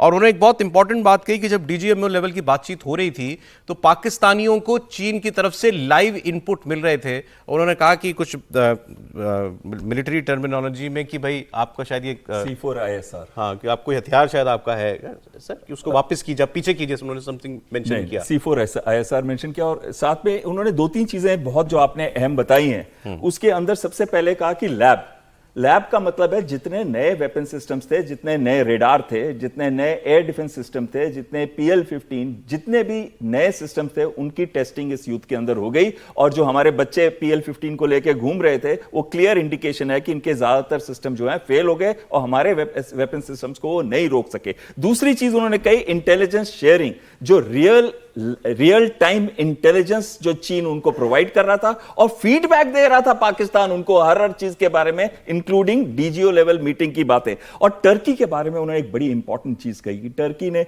जो मेरे को दूसरे सोर्सेज से भी पता चला है, 350 ड्रोन के करीब टर्की ने दिए हैं इस वॉर के अंदर, इस युद्ध के अंदर। इन्होंने कहा कि वो जहाज टर्की के तब लैंड कर रहे थे, C-130। दूसरी चीज अहम है, टर्की के ऑपरेटर्स भी वहां से ऑपरेट कर रहे थे, जो सौरभ जी बता रहे थे, बिल्कुल सही बात है। और 2 ऐसे ऑपरेटर्स टर्की के मारे भी गए हैं इस ऑपरेशंस के अंदर। तो जो एंड में ये बात बिल्कुल क्लियर आ रही है कि पाकिस्तान मोरा है, उनकी बोरोड नाइफ जो कह रहे हैं, पाकिस्तान मोरा है जिसका इस्तेमाल करके वो भारत को डिग्रेड और वीक करना चाहते हैं। जी, और बड़ा एडमिशन है त्रिपाठी जी। बोरोड कहेंगे बहल साहब कि दान का कहेंगे? बिल्कुल सही कह रहे हैं, बोरोड इसलिए कह रहे हैं कि उसको कंधा तो पाकिस्तान का लगा ना सर कंधा तो पाकिस्तान का इस्तेमाल हुआ उसमें। लेकिन जो बातें कही हैं, बड़ा खुलकर उन्होंने अपनी बातें कही हैं। एयर डिफेंस के बारे में उन्होंने इसको भी बड़ी ऑनेस्टली कहा कि हमारे इंडिजिनस सिस्टम्स थे, हमारे अपनी तकनीक थी, कुछ काम की, कुछ बहुत अच्छी काम की, कुछ नहीं काम की। उन्होंने कहा लेकिन इस दिशा में, एयर डिफेंस की दिशा में हमको बहुत तेजी से आगे बढ़ना होगा। उन्होंने कहा कि हमारे जो पॉपुलेशन सेंटर थे, मतलब हमारी आबादी वाले इलाके, वो इस बार सीधे थ्रेट पर नहीं थे, लेकिन आने वाले वक्त में ऐसा हो सकता है और उनको बड़ी तेजी से एयर डिफेंस पर अपने और काम करने की जरूरत है। निश्चित तौर पर हम लोग इसकी बात लगातार करते रहे और सारे जो जिसको हम कहते हैं ना, जो डिफेंस एक्सपर्ट हैं वो ये कह रहे हैं।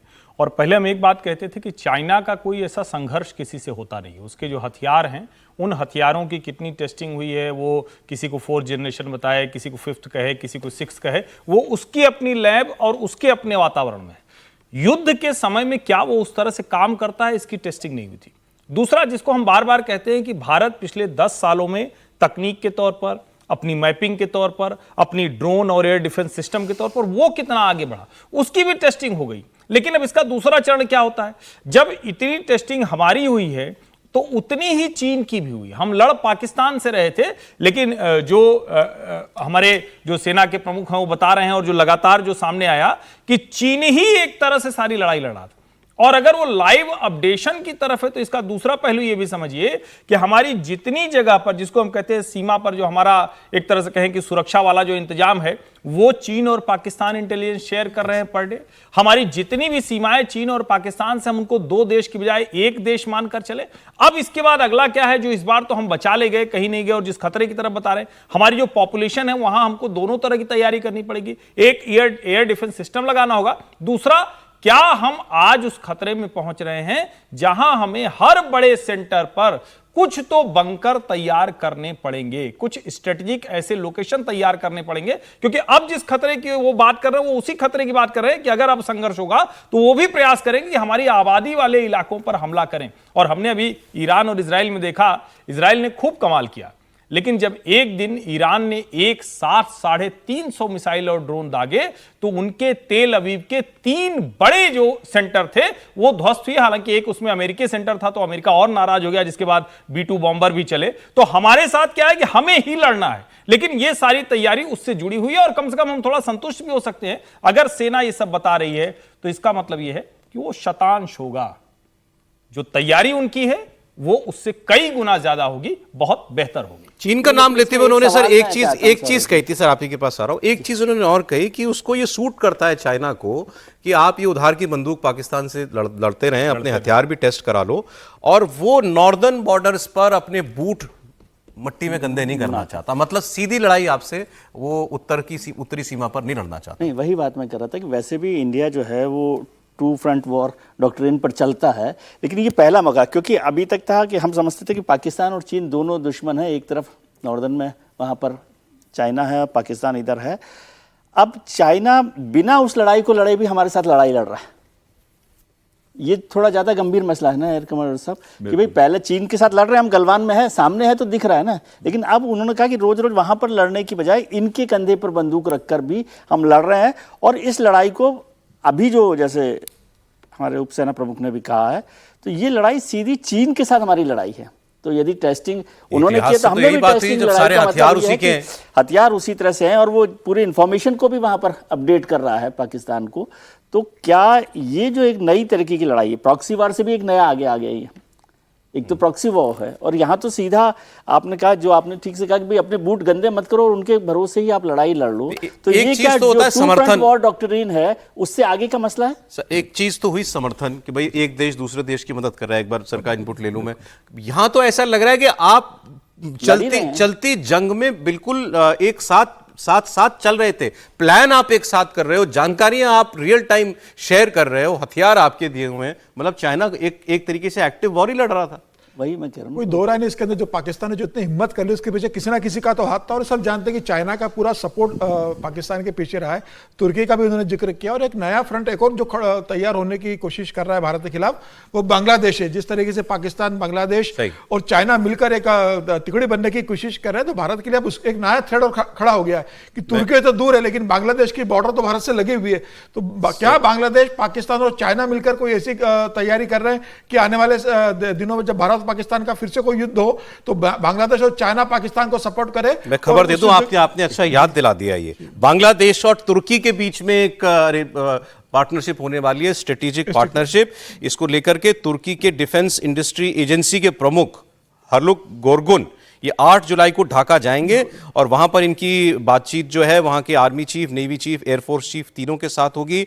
और ये बांग्लादेश में एक डिफेंस कॉरिडोर जैसा हमारे यहाँ बनता है, ऐसा एक डिफेंस इकोनॉमिक जोन जो है, वो डिफेंस मैन्युफैक्चरिंग जोन, वो ये बनाना चाहते हैं। और खास तौर पर इनकी जो पार्टनरशिप होने वाली है वो drone technology, radar systems, missile development और एयरक्राफ्ट मैन्युफैक्चरिंग, इन क्षेत्रों में ये लोग बात कर रहे हैं एक्टिवली। बिल्कुल, अगर चाइना, पाकिस्तान और बांग्लादेश अगर एक हो जाते हैं और बांग्लादेश में अगर चाइना कोई इन्वेस्ट करता है, कोई बॉर्डर को कुछ बड़ा हथियारों का जखीरा इकट्ठा करता है, तो भारत के बहुत करीब चाइना और आ जाएगा। हालांकि चाइना की भी बॉर्डर भारत से लगी हुई है।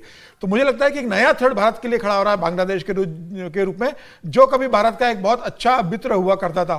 तो चुनौतियां भारत को सबकी तरफ से, और जब भी युद्ध होता है तो दो दुश्मन हाथ मिलाते ही। अगर आप रशिया में और यूक्रेन का युद्ध देखेंगे तो यूक्रेन अकेला तो लड़ नहीं रहा, यूक्रेन के पीछे यूरोप लगा हुआ, उसके पीछे अमेरिका की ताकत है कि भाई वो रूस से लड़ता रहे। तो जब ऐसा वॉर होता है तो एक देश के पीछे दूसरे देश जरूर लगते हैं।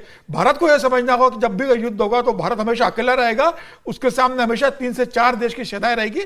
तो उस तरीके से भारत को अपने डिफेंस फोर्सेस को तैयार करना पड़ेगा कि पाकिस्तान भले ही होगा लेकिन उससे असली युद्ध चाइना से लड़ना है। अभी आपने इजराइल का जिक्र किया था, तो इजराइल मतलब घिरा हुआ है दुश्मनों से। आपके भी पड़ोसियों के साथ रिश्ते अच्छे बुरे वक्त में बदलते रहते हैं, जैसे हैं उनके साथ डील करना पड़ेगा। पैरेलल में जो मीटिंग हुई यूनान में पाकिस्तान, चाइना, बांग्लादेश की, वो स्ट्रेटेजिक मीटिंग वहाँ पर बड़ी थी। तो वो तो अपने आप में एक मैसेज है, और वो उस समय हो रही है जब SCO की मीटिंग वहाँ पर चल रही है, शंघाई कॉपरेशन की जो मीटिंग चल रही है, उसी समय चीन, पाकिस्तान और बांग्लादेश की मीटिंग हो रही है। और उससे भी खतरनाक मुझे लगा कि जब कराची में बांग्लादेश ने पाकिस्तान की सेना के साथ एक्सरसाइज की है, जॉइंट एक्सरसाइज की है, तो ये सब चीज़ें मिलकर वहाँ पर पहुँच ही रही है ना, चाइना, पाकिस्तान, बांग्लादेश। अच्छा, ये सारी बातें जो एक बड़ी खतरनाक पिक्चर बनाती है। मैं आप कह लीजिए अपनी बात, फिर मैं सिर्फ एक लाइन। देखिए, हम लोग जब इस खतरे को देखते हैं तो खतरा तो है ही, आज से तो है नहीं, वो हमेशा रहा है। बांग्लादेश कोई पहली बार तो ये खतरा हुआ नहीं, इधर अच्छे संबंध थे, लंबे समय तक चला, इसलिए ठीक लगा। अभी उनको निर्वासित कर दिया गया शेख हसीना को, तो हमें लग रहा है। लेकिन एक बात समझिए, पाकिस्तान और बांग्लादेश ये दोनों फटे हाल देश है भाई। बांग्लादेश की जो भी अच्छाई हुई शेख हसीना के समय में हुई, अब देखिए स्थिति है, वो बिजली का बिल नहीं भर पाता। अब लाख राहुल गांधी, अडानी, अंबानी बोले, उसी अडानी को अब जाके बिजली का बिल दे पाया है। बांग्लादेश का एक्सपोर्ट वो पूरी तरह से डाउन हो रहा है, तो उनके पास आएगा नहीं पैसा, यानी वो अमेरिका या फिर चीन की कृपा पर होंगे। पाकिस्तान के पास कोई अपनी ऐसी मार्केट नहीं है। तो हम जब इस थ्रेट को कह रहे हैं तो इस थ्रेट को निश्चित तौर पर हमें बड़ा करके देखना चाहिए, लेकिन इतना बड़ा नहीं है भाई, इनकी कोई हैसियत नहीं है। ये कृपा पर दो ऐसे, यूं समझ लीजिए कि एक बड़ा बदमाश वो 2 छोटे छोटे बदमाशों को पालता है जिनके पास खाने के लिए नहीं, चलो आज तुमको ये दिया, जाओ शूट करके आओ। तो ये इस तरह से इस खबर पर फाइनल कमेंट सामने खड़ा है। फाइनल कमेंट एयर कमोडोर साहब का, थोड़ा सा लोगों को सर भरोसा भी दिया जाए कि ये खतरा इधर से भी, इधर से भी, इधर से भी, चारों तरफ से हो तो ठीक है, लेकिन आप सक्षम है। बिल्कुल। और सौरभ जी, अब तो हम पहले से भी बहुत ज्यादा सक्षम हैं। पहले तो ये स्ट्रिंग ऑफ पर्ल स्ट्रैटेजी कहते थे चीन की। वो क्या है स्ट्रैटेजी? चाहे वो सितवे है, चाहे वो हम्बनतोता पोर्ट है श्रीलंका में, सितवे म्यांमार में है, हम्बनतोता पोर्ट है श्रीलंका में, या ग्वादर है पाकिस्तान में। देखिए वो कैसे भारत को चारों तरफ से घेर रहा है। अब जो बात हुई थी ट्राइलेटरल मीटिंग की, तो एक साइड से चीन, बांग्लादेश, पाकिस्तान, एक साइड से चीन, पाकिस्तान और अफगानिस्तान। और अब BRI का प्रोजेक्ट जो है वो अफगानिस्तान में लाना चाहता है। तो ये पहले से इसकी स्ट्रैटेजी चल रही है, पहले से ही डेवलप कर रहा है, और हमेशा से भारत रेजिलिएंट रहा है। भारत की जो फोर्सेस हैं, उसकी सबसे बड़ी कैपेबिलिटी भारत की क्या है कि हमारी जो आर्म्ड फोर्सेस हैं, उनके अंदर जो जज्बा है, जो स्पिरिट है, जो यूनिफिकेशन है। और जब भी हम कहीं पे भी इस्तेमाल हुए हैं विश्व के अंदर, जब भी बहुत बड़ी मुश्किलें आई हैं, जहां पे पीस कीपिंग ऑपरेशंस की जरूरत पड़ी है, हमेशा भारतीय फोर्सेस को इस्तेमाल किया गया। और मैं आपके मन में जितने भी दर्शक देख रहे हैं, मैं एक चीज बोलना चाहता हूं, हमारी सिचुएशन ग्रेव जरूर बना रहे हैं चीन, क्योंकि वो हमें डिग्रेड करके सिर्फ साउथ एशिया में रखना चाहते हैं, लेकिन भारत को कोई नहीं रोक सकता। हम अभी तीसरी लार्जेस्ट इकोनॉमी बनने जा रहे हैं, हमारी 4th लार्जेस्ट से 3rd लार्जेस्ट आर्म फोर्सेस बन रही है, और हमारे जितने भी हम देखें, मिल्क हो, फ्रूट्स हो, 2 व्हीलर्स हो, हर जगह पे हम नंबर 1 to 2 पे हैं। तो कोई भारत को रोक नहीं सकता। ये युग भारत का है। जज्बा है आपके पास इकोनॉमी है, और आपको क्या चाहिए। आगे बढ़ते हैं। मैं बहुत सडन जंप मारने वाला हूं sir. Border China, Pakistan, Bangladesh, सबसे सीधा बिहार। तो बिहार इलेक्शन की खबर और बड़ी इंटरेस्टिंग खबर है बिहार से। जंग भी, हाँ ये भी जंग है, बिल्कुल जंग है। अब इस जंग में सेनाएं जो हैं वो तैयार हो रही हैं फिलहाल। अब सेनाओं में जैसे यहाँ है ना कि एक बांग्लादेशी कह रहा हमको भी ले लो अपने साथ, भाई ठीक है तो हम साथ में लड़ेंगे, तो ऐसे यहाँ भी हो रहा है। अब ये गोलबंदी कैसी चल रही है, सीमांचल से शुरुआत करते हैं। मतलब बिहार का वो इलाका जो मुस्लिम डोमिनेंट इलाका है, सीमांचल के इस इलाके को देखें तो by many estimates 50% Muslim population है। असदुद्दीन ओवैसी की बात सबसे पहले हम इसलिए कर रहे हैं क्योंकि वो इस इलेक्शन के अंदर एक बहुत बड़ा एक्स फैक्टर बन सकते हैं। इनको पिछली बार 5 सीटें मिली थी, 5 इसी सीमांचल से थी। ये 20 सीटें लड़े थे, उसमें से 14 सीमांचल में थी, 14 में से 5 सीटें ये जीत गए। अब इस बार उन्होंने खुलकर ये कहा कि हम महागठबंधन के साथ मिलकर चुनाव लड़ना चाहते हैं।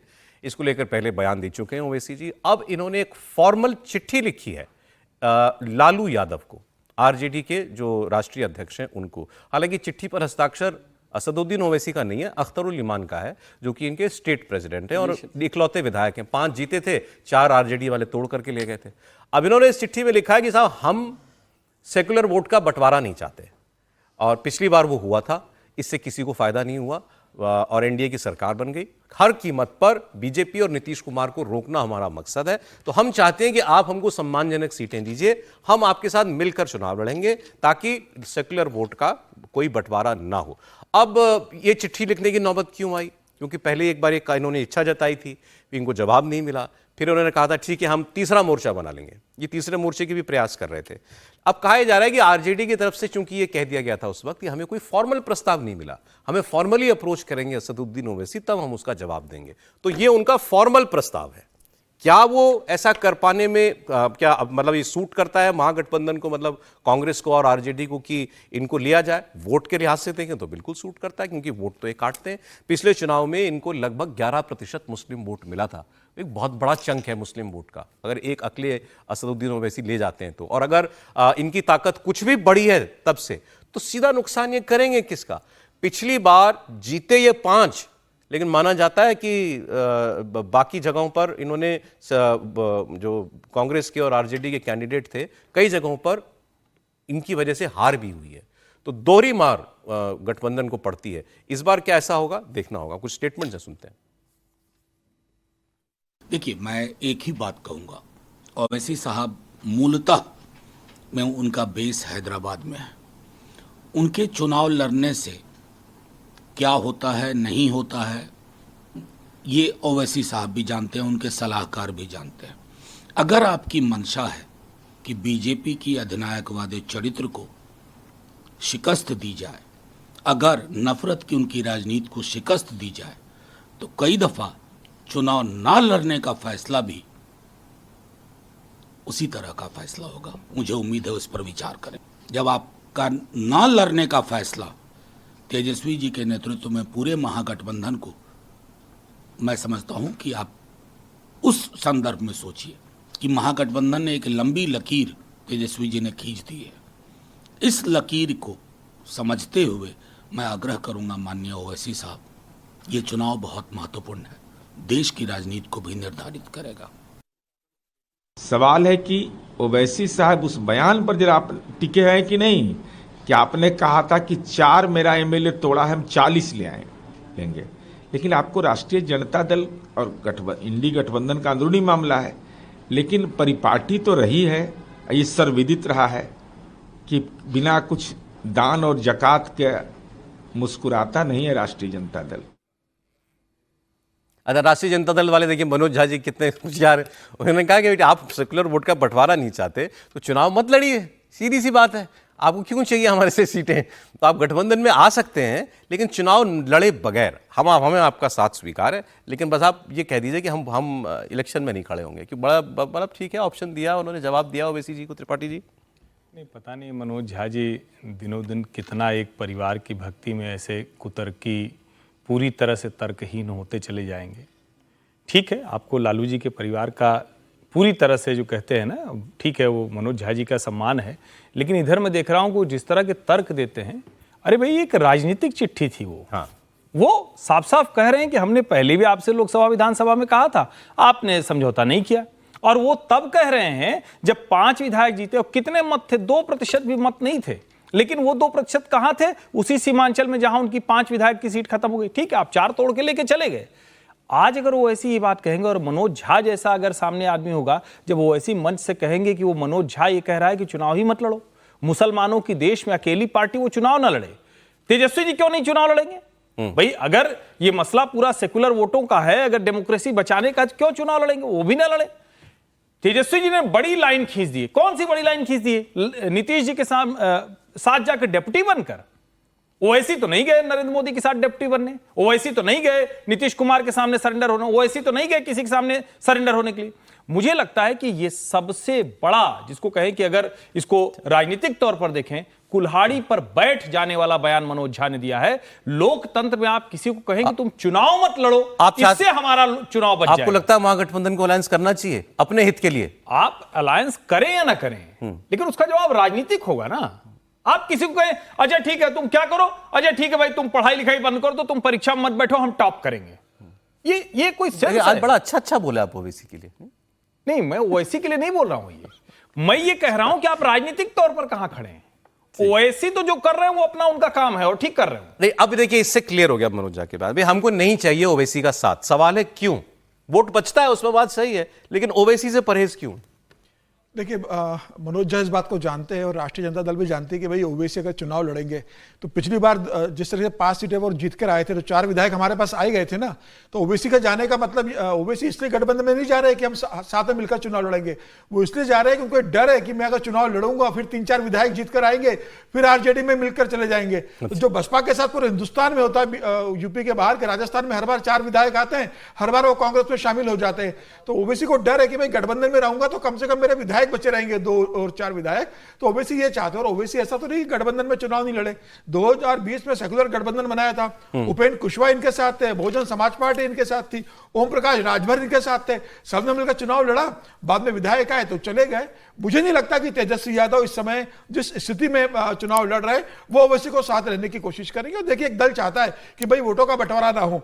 2020 का चुनाव हुआ था तो नीतीश कुमार ने जीतन राम मांझी से कहा था कि भैया आप चुनाव मत लड़ो, आप वोटों को क्यों तोड़ना चाह रहे हो।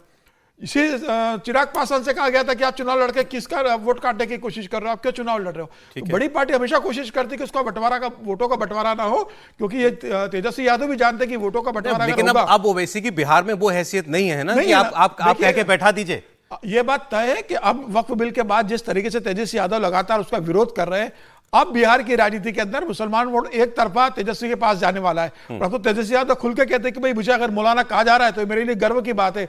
वो जिस तरीके से कह रहे हैं कि सत्ता में आएंगे तो हम फाड़ कर फेंक देंगे, जबकि उनके लिए संभव नहीं है कि वक्फ बिल को फाड़ के फेंक दें। ऐसा नहीं हो सकता। अब ये तय है कि मुस्लिम वोट एक तरफा, चाहे वो नीतीश कुमार का रहा हो चाहे ओवैसी का रहा हो, आरजेडी के पास पूरा मुस्लिम वोट लगभग जाने की स्थिति में आ गया है। बहुत कम वोट है जो इनके पास जाएगा। मैं कह रहा हूं ओवैसी के पास बिल्कुल। अच्छा ठीक है, ओवैसी हो या नीतीश कुमार हो या कोई दूसरी पार्टी हो, पिछली बार जैसे हालात नहीं होंगे। बिल्कुल नहीं है। लोगों के मन में बात आ सकती है, बात ठीक है, मुस्लिम वोटर के मन में यार तुमको वोट तो दिया था, तुम्हारा आदमी तो चला गया, फायदा क्या हुआ तुमको, मतलब तुम सीधा हम उसी को वोट दे देते इस बार।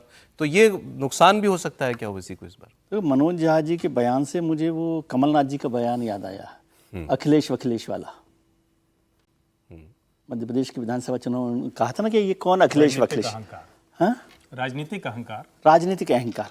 तो वो लग रहा है, और मैं इस बात से बहुत सहमत हूँ हर्ष जी के कि ये कैसे आप कह सकते हो। आप कहते कि भी इस पर बैठेंगे, विचार करेंगे, क्या किया जा सकता है, नहीं किया जा सकता, या लालू जी तय करेंगे। यदि आपका सेवा भाव इतना ही है तो बोले कि लालू जी तय करेंगे कि उन्होंने जो किया है प्रस्ताव। ये सिर्फ जवाब ही है सर, ये मना करने का तरीका है। नहीं, अच्छा इसका मतलब आप समझ रहे हैं कि नहीं होगा, ऐसा नहीं है ना। पॉलिटिक्स में आप एक तो ब्लैक एंड व्हाइट में सोचना बंद कर दीजिए। पॉलिटिक्स हमेशा ग्रे एरिया है जिसमें हमेशा चलता रहता है। एक बार एक उपन्यास है वो 50 शेड्स ऑफ ग्रे, वो पढ़ लीजिए। तो जिंदगी जो है ना ग्रे शेड्स के साथ चलती है। मनोज झा ने बोल दिया, मनोज झा कोई अंतिम वाक्य वो तो है नहीं, शब्द है क्या, ब्रह्म वाक्य है क्या, चलेगा। और वो इस तरह से दबाव भी बनाते हैं कि फिर आपने ही कहा, आप ही दबाव बना रहे थे कि आपको आना है तो हम इतनी सीट दे सकते हैं। वो स्टेप बाय स्टेप चलता है। और ये कहना कि अच्छा उनका वोट नहीं मिलेगा तो अखिलेश जो ओवैसी के पास है वोट, वो उनको वोट एक लाइन में मुझे बता दें, आप ओवैसी को फैक्टर मानते हैं बिहार चुनाव में या नहीं? 100% और जबरदस्त फैक्टर होगा। जबरदस्त तरह से ओवैसी ने ये लड़ाई लड़ी है, मजबूत फैक्टर। आप तो कह चुके हैं कि फैक्टर नहीं है। आप बैल साहब का टेक है। मैं एक चीज कहना चाहता हूं, जो 17% वोट है, हम बड़े आसानी से कह रहे हैं कि ये चला जाएगा आरजेडी के पास। मैं ये कहना चाहता हूं कि जो वोट कटेगा वो कटेगा जेडीयू से, और जो वोट कटेगा वो कटेगा कांग्रेस से। लेकिन आज भी अगर ओवैसी जाते हैं सीमांचल के अंदर, मैं श्योर हूं कि अगर तो गठबंधन में मिलके जाते हैं और एडिशनल सीट्स होती हैं तो ज्यादा जीतेंगे, नहीं तो 5 सीट तो लेके आएंगे मिनिमम। चलिए ओके। अच्छा, बिहार में जो दूसरा मुद्दा चल रहा है वो है वोटर लिस्ट रिवीजन का मुद्दा। इसको लेकर के कल सारी बिहार की पॉलिटिकल पार्टीज की और भी टीएमसी वगैरह भी थे उसमें, उनकी चुनाव आयोग से जाकर के बैठक हो गई, मुलाकात हो गई और चुनाव आयोग ने उनको जवाब दिया। हालांकि कांग्रेस इससे बिल्कुल संतुष्ट नहीं है। कांग्रेस ने तो कहा कल की प्रेस कॉन्फ्रेंस के बाद कि हमें लगता है हम गलत पते पर आ गए, हम सीधे बीजेपी के दफ्तर चले जाते, वहां जाकर के सीधे उनसे बात कर लेते, खाम का हमने अपना वक्त बर्बाद किया। जो भी हो, लेकिन इलेक्शन कमीशन ने अपनी तरफ से जवाब दिया है इन सारी पार्टियों को, और उसमें उन्होंने बाकायदा एक टाइमलाइन दी है कि ये जो वोटर लिस्ट के रिवीजन का काम है ये कैसे पूरा होगा। उन्होंने आश्वस्त किया है कि हमारे पास जो हमारा काम चल रहा है वो हमारे टाइम टेबल के हिसाब से चल रहा है और ये वक्त पर पूरा हो जाएगा, इसलिए आपको चिंता करने की बिल्कुल जरूरत नहीं है। 7.9 करोड़ टोटल वोटर होंगे बिहार में इस बार, और चुनाव आयोग ने ये कहा है कि ये जो फर्स्ट फेज के अंदर जो इसमें काम होना है 25 जून से लेकर 3 जुलाई, वो मियाद खत्म हो गई, इसके अंदर फॉर्म बांटे जाने थे। तो उन्होंने कहा अब इसका मतलब उनके हिसाब से फॉर्म सारे लोगों को बांट दिए गए होंगे, जितने लोगों को अब वेरिफिकेशन जिनका करना है। उसके बाद फिर उन्होंने कहा है कि अब जो दूसरा चरण शुरू होगा उसमें जो बीएलओ होते हैं पार्टी के वो और लाखों वॉलंटियर होंगे, उन 4 लाख वॉलंटियर, वो वॉलंटियर जाकर के ये फॉर्म भरवाएंगे और फॉर्म भरवाने के बाद फिर ये वापस हमारे पास लाया जाएगा। ये दूसरा चरण होगा। तीसरे चरण के अंदर ये सारा डेटा वेबसाइट पर डाल दिया जाएगा और उसके बाद जितनी आपत्ति होती है, जिस किसी को भी कोई ऑब्जेक्शन है, इसका नाम कट गया, रह गया, डालना है, उस सारी प्रोसीजर को फिर मंजूर वो काम किया जाएगा और फिर फाइनली सितंबर 30 तक उनका कहना है कि हम एक रिवाइज्ड और फाइनल इलेक्टोरल रोल वो पब्लिश कर देंगे। क्या इस जवाब के बाद ये छोटा एनआरसी है जी, पीछे बैकडोर एनआरसी है, मुसलमान का गरीब का वोट काटने के लिए है, 2 करोड़ लोगों का वोट छिन जाएगा, ये दावा किया गया, अब ये सारी बहस बंद होगी या नहीं होगी? त्रिपाठी जी बताएं।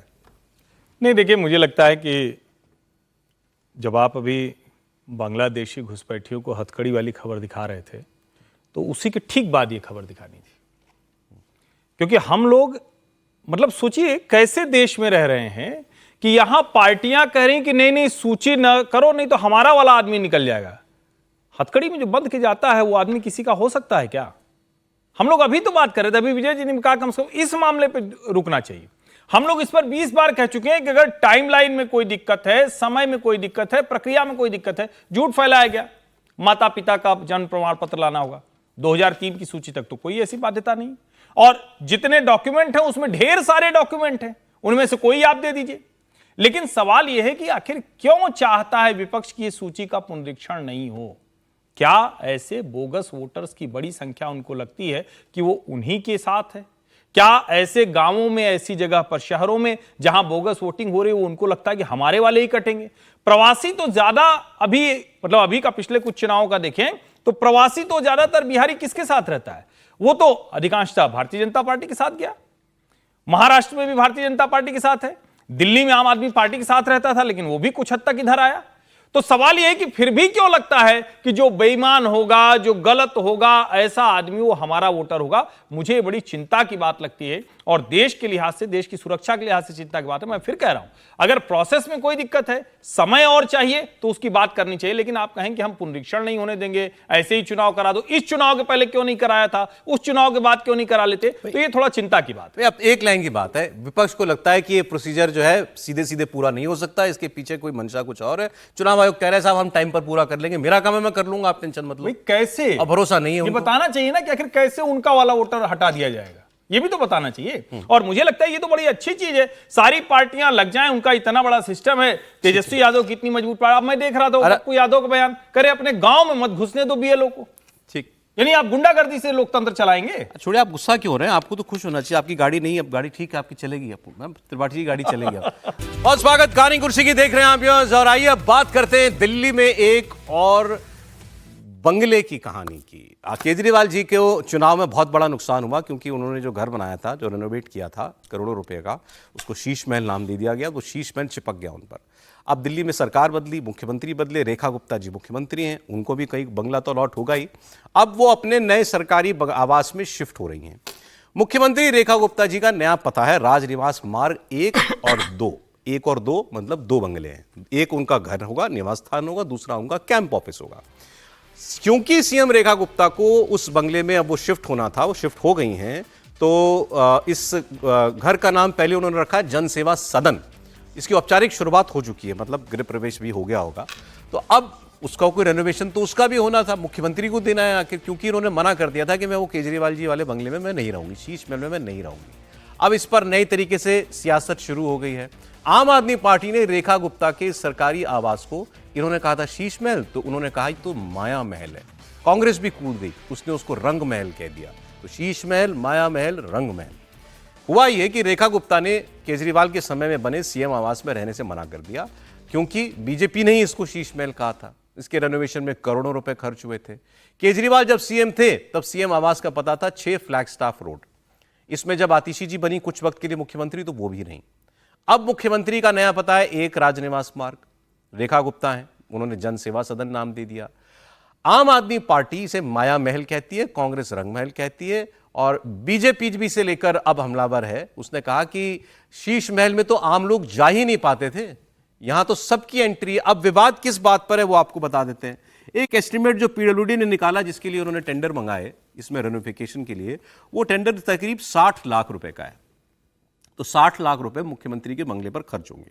इसमें जो अलग अलग वो दिए गए, हेड्स दिए गए हैं, 9,30,000 रुपए में 5 टीवी लगेंगे, 7,70,000 रुपए में 14 एसी लगेंगे, 5,74,000 रुपए में 14 सीसीटीवी कैमरे लगाए जाएंगे, 2 लाख रुपए से एक यूपीएस खरीदा जाएगा, 1,80,000 रुपए से रिमोट, अभी है आगे है, 1,80,000 करोड़ 1,80,000 रुपए से माफ कीजिएगा, 23 सीलिंग फैन लगेंगे रिमोट कंट्रोल से चालू बंद होने वाले, और 85,000 रुपए में एक अवन टोस्टर ग्रिलर लगेगा, 77,000 रुपए में एक वॉशिंग मशीन लगेगी, 63,000 रुपए में गैस स्टोव लगेगा, 32,000 रुपए में माइक्रोवेव लगेगा, और इसके अलावा 91,000 रुपए में 6 गीजर लगेंगे। तो ये पूरा ब्रेकअप है। मैंने इसलिए दिया, नहीं तो आम आदमी पार्टी वाले कहते हैं हमारे टाइम में तो बड़ा बताते थे, इतने का पर्दा और इतने का ये, इतने का वो, तो सब हमने इसका भी, इनका भी बता दिया है। तो अब इन्होंने कहा कि भाई 60 लाख रुपए, ये जो पीडब्ल्यूडी कह रही है, ये सारा जो मैंने पढ़ा भी आपके लिए, उन्होंने कहा ये इलेक्ट्रिकल फिटिंग्स या इलेक्ट्रिकल अप्लायंसेस के लिए है। इसके अलावा इस बंगले में और कोई रेनोवेशन नहीं हो रहा। मतलब पर्दे, फ्लोरिंग, सीलिंग, बाकी चीजें, कोई रंग, कोई वैसा नहीं हो रहा। हम इसको कोई वैभव बहुत आलीशान बना रहे हो, ऐसा नहीं है। हाँ, जो इलेक्ट्रिकल इक्विपमेंट लगने हैं हम वो यहां पर सब लगा रहे हैं। रेखा गुप्ता जी आपको इस बार दिखाई देंगी आपकी अदालत में भी। और जब इस प्रोग्राम के लिए रेखा गुप्ता जी आई तो ये सवाल रजत जी ने उनसे पूछा और उन्होंने इसका क्या जवाब दिया, आप देखिए।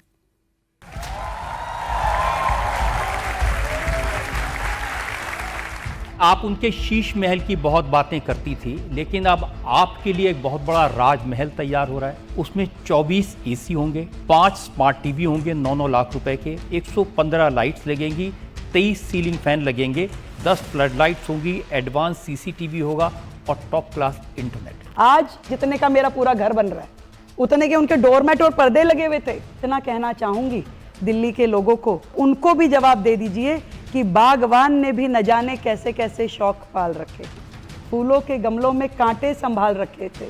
इस सियासत में तो चित भी उनकी, पट भी उनकी, हमने क्या बेवजह सिक्के उछाल रखे हैं। दिल्ली की सीएम रेखा गुप्ता आपकी अदालत में शनिवार रात 10 बजे।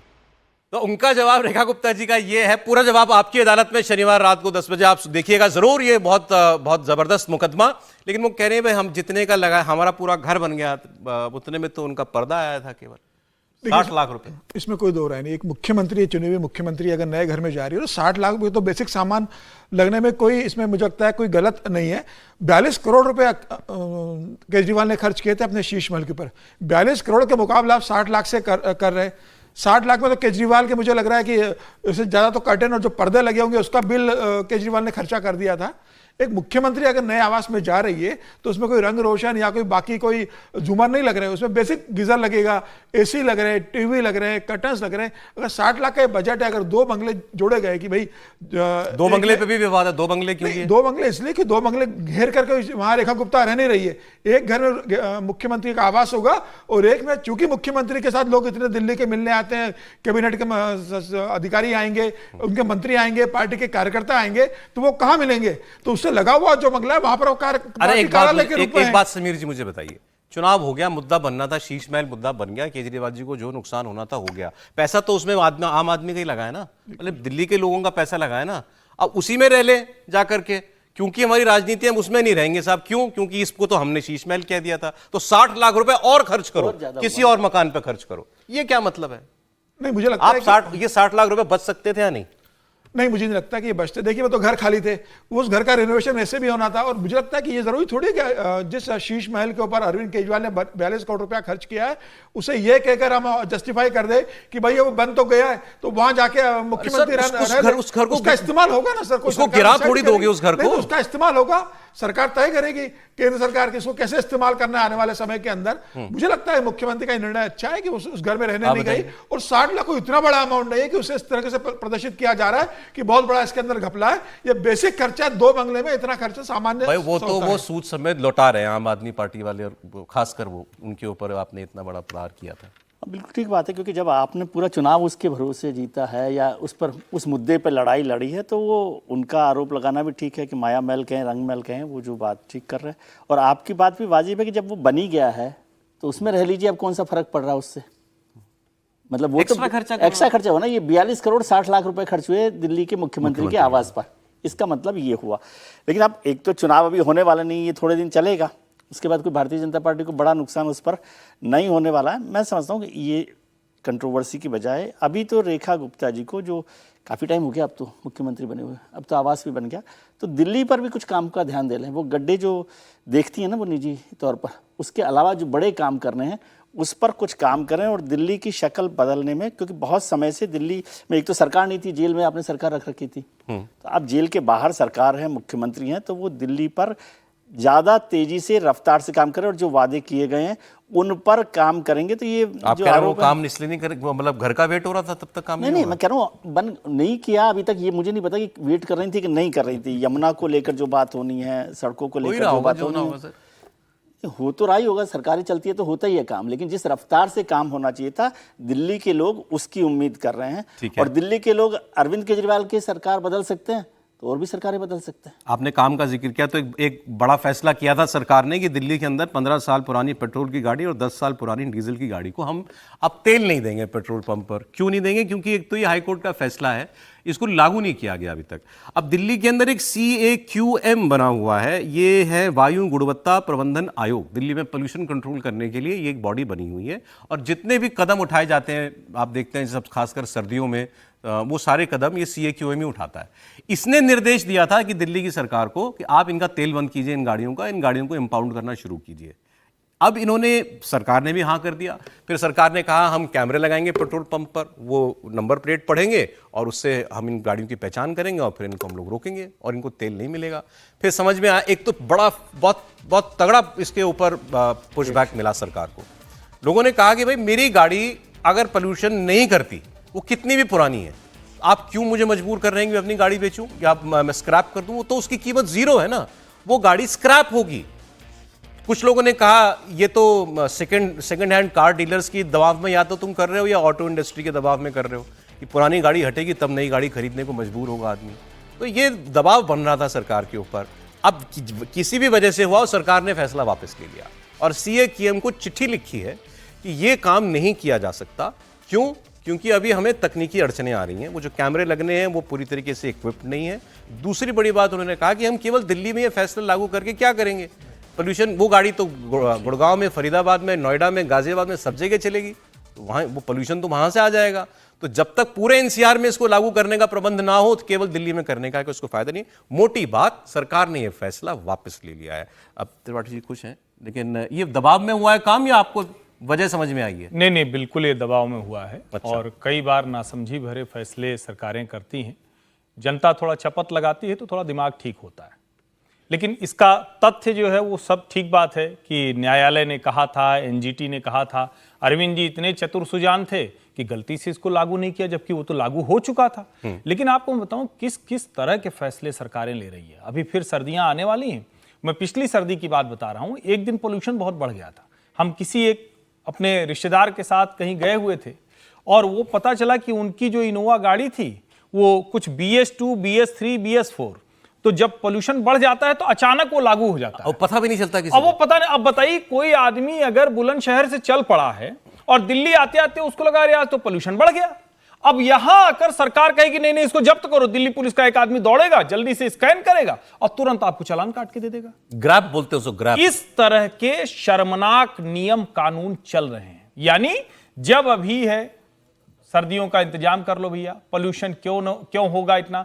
और कोई भी गाड़ी दिल्ली में अगर कार्बन डाइऑक्साइड छोड़ेगी तो कहीं ऑक्सीजन कैसे छोड़ेगी, ये भी जरा सवाल होना चाहिए। देश तो एक ही है। अभी तो हम देश के अलग अलग हिस्सों से देखते हैं, सब जगह पोल्यूशन, दिल्ली की चर्चा बहुत होती है, सब जगह पोल्यूशन बहुत है। मुझे लगता है ये पूरा मामला सभी राज्य सरकारों को केंद्र सरकार ले बैठे। और एक बात और मैं कहूंगा, न्यायालय को भी जरा सोचना चाहिए कि वो जनता के हित वाले फैसले की बजाय जनता को परेशान करने का काहे फैसला देती है। भाई वो कहे ना कि पोल्यूशन सर्टिफिकेट इतना दुरुस्त हो कि कोई भी आदमी अगर पीयूसी लेकर चल रहा है तो उसको पुलिस वाला हाथ नहीं लगाए। तो मुझे लगता है ये निर्णय अच्छा है, लेकिन सर्दियों में फिर देखिएगा बॉटम लाइन बिल्कुल होगा। हम लोग तो इस मतलब हमारा काम है ये जानकारी रखना, हमसे मिस हो जाता है कभी। अभी आज ग्रैब का नियम आया, BS4 गाड़ी नहीं चलेगी। तो अब आप फिर अपनी गाड़ी का वो देखते हो रजिस्ट्रेशन में BS4 है कि BS5 है, कब का है, तो ये नहीं पता चलता। उसमें भी खेल है। दिसंबर में आपने गाड़ी ली थी और जनवरी में गाड़ी ली थी तो फर्क पड़ जाता है। देखिए सर, बॉटम लाइन क्या है बहल साहब, बिल्कुल आपने ठीक कहा। अदालतें फैसले देती हैं, ग्रैब के नियम लागू होते हैं, ये CAQM बना हुआ है, NGT बना हुआ है, दिल्ली की सरकार है, LG है, इतनी बॉडीज हैं। किसी सब मिला करके भी आप दिल्ली का प्रदूषण दूर नहीं कर पाए हो। बिल्कुल, ये इसीलिए टिंकरिंग करते होती रहती है। अब ये कर दो, अब ये कर दो, नहीं अच्छा इससे फायदा नहीं हो रहा, अभी दूसरा कोई नियम बना दो। बिल्कुल, जैसे पहले ऑड इवन की बात चलती थी। ऑड इवन सिर्फ कार्स पे अप्लाई होता था, टैक्सी पे नहीं होता था, स्कूल बसेस पे नहीं होता था। 3/4 हिस्सों पे तो वो अप्लाई होता ही नहीं था, उसका कोई फायदा भी नहीं था, पर हम सब लोगों को ट्रबल था। अगर मेरी गाड़ी इवन की है तो ऑड की है ना। दूसरी चीज आ जाती है, दिल्ली सबसे पॉल्यूटेड कैपिटल वर्ल्ड का है, इसमें तो कोई दो राय नहीं है। 2.5 के करीब जो PM 2.5 है, जैसे उसको कहते हैं पार्टिकल मैटर, 2.5 मतलब पॉइजनस।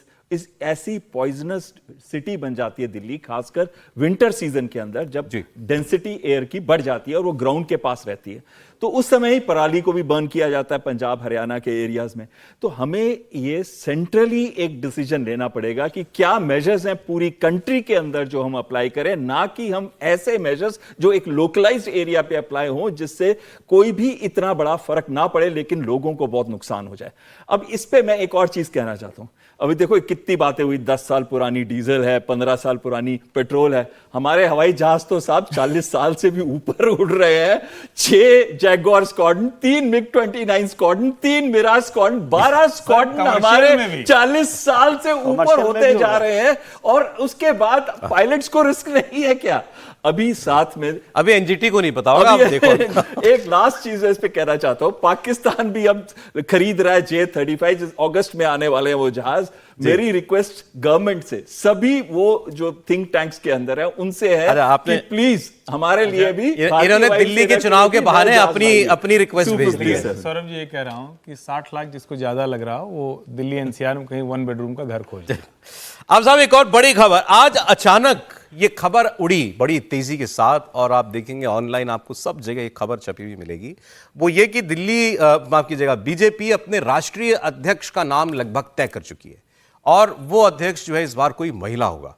ये बात तो ठीक है कि बीजेपी ने ज्यादातर राज्यों में अब अपने प्रदेश अध्यक्ष जो हैं उनके नाम सार्वजनिक कर दिए हैं, वो प्रोसेस पूरा हो गया, मतलब अब राष्ट्रीय अध्यक्ष के बस नाम का ऐलान रह गया।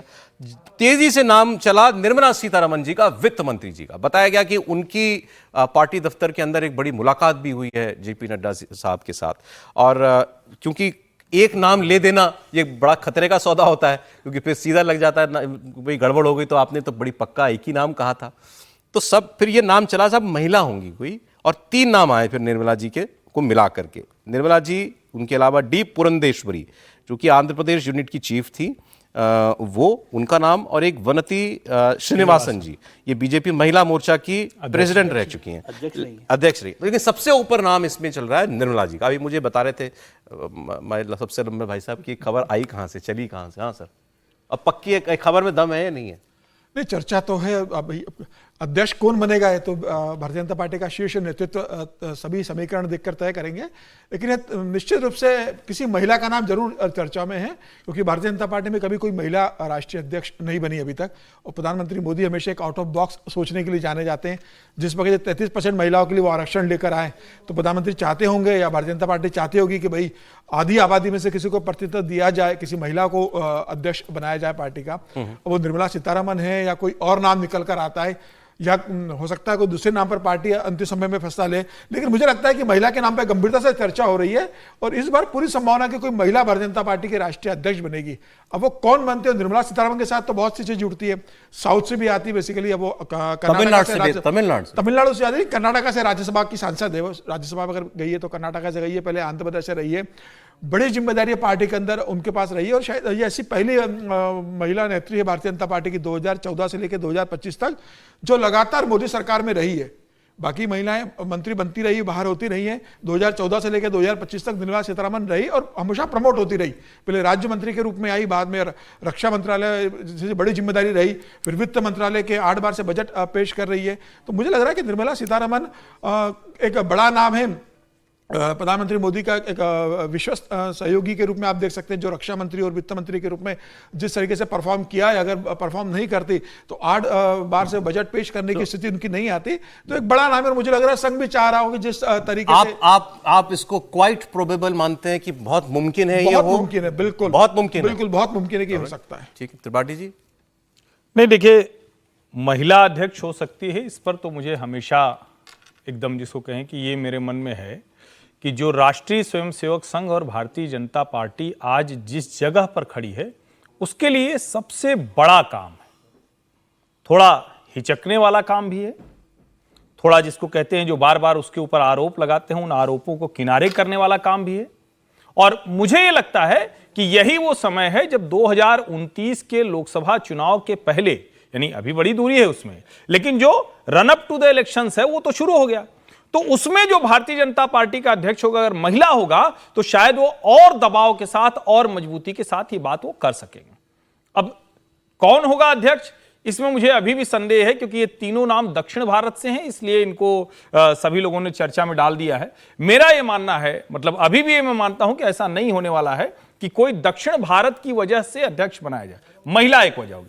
दूसरा, क्या वित्त मंत्री निर्मला सीतारमण जी, जो शायद 1 या 2 बजट और बची हुई हैं, उतना और कर लेंगी तो वो हाईएस्ट बजट प्रस्तुत करने वाली वित्त मंत्री बन जाएंगी।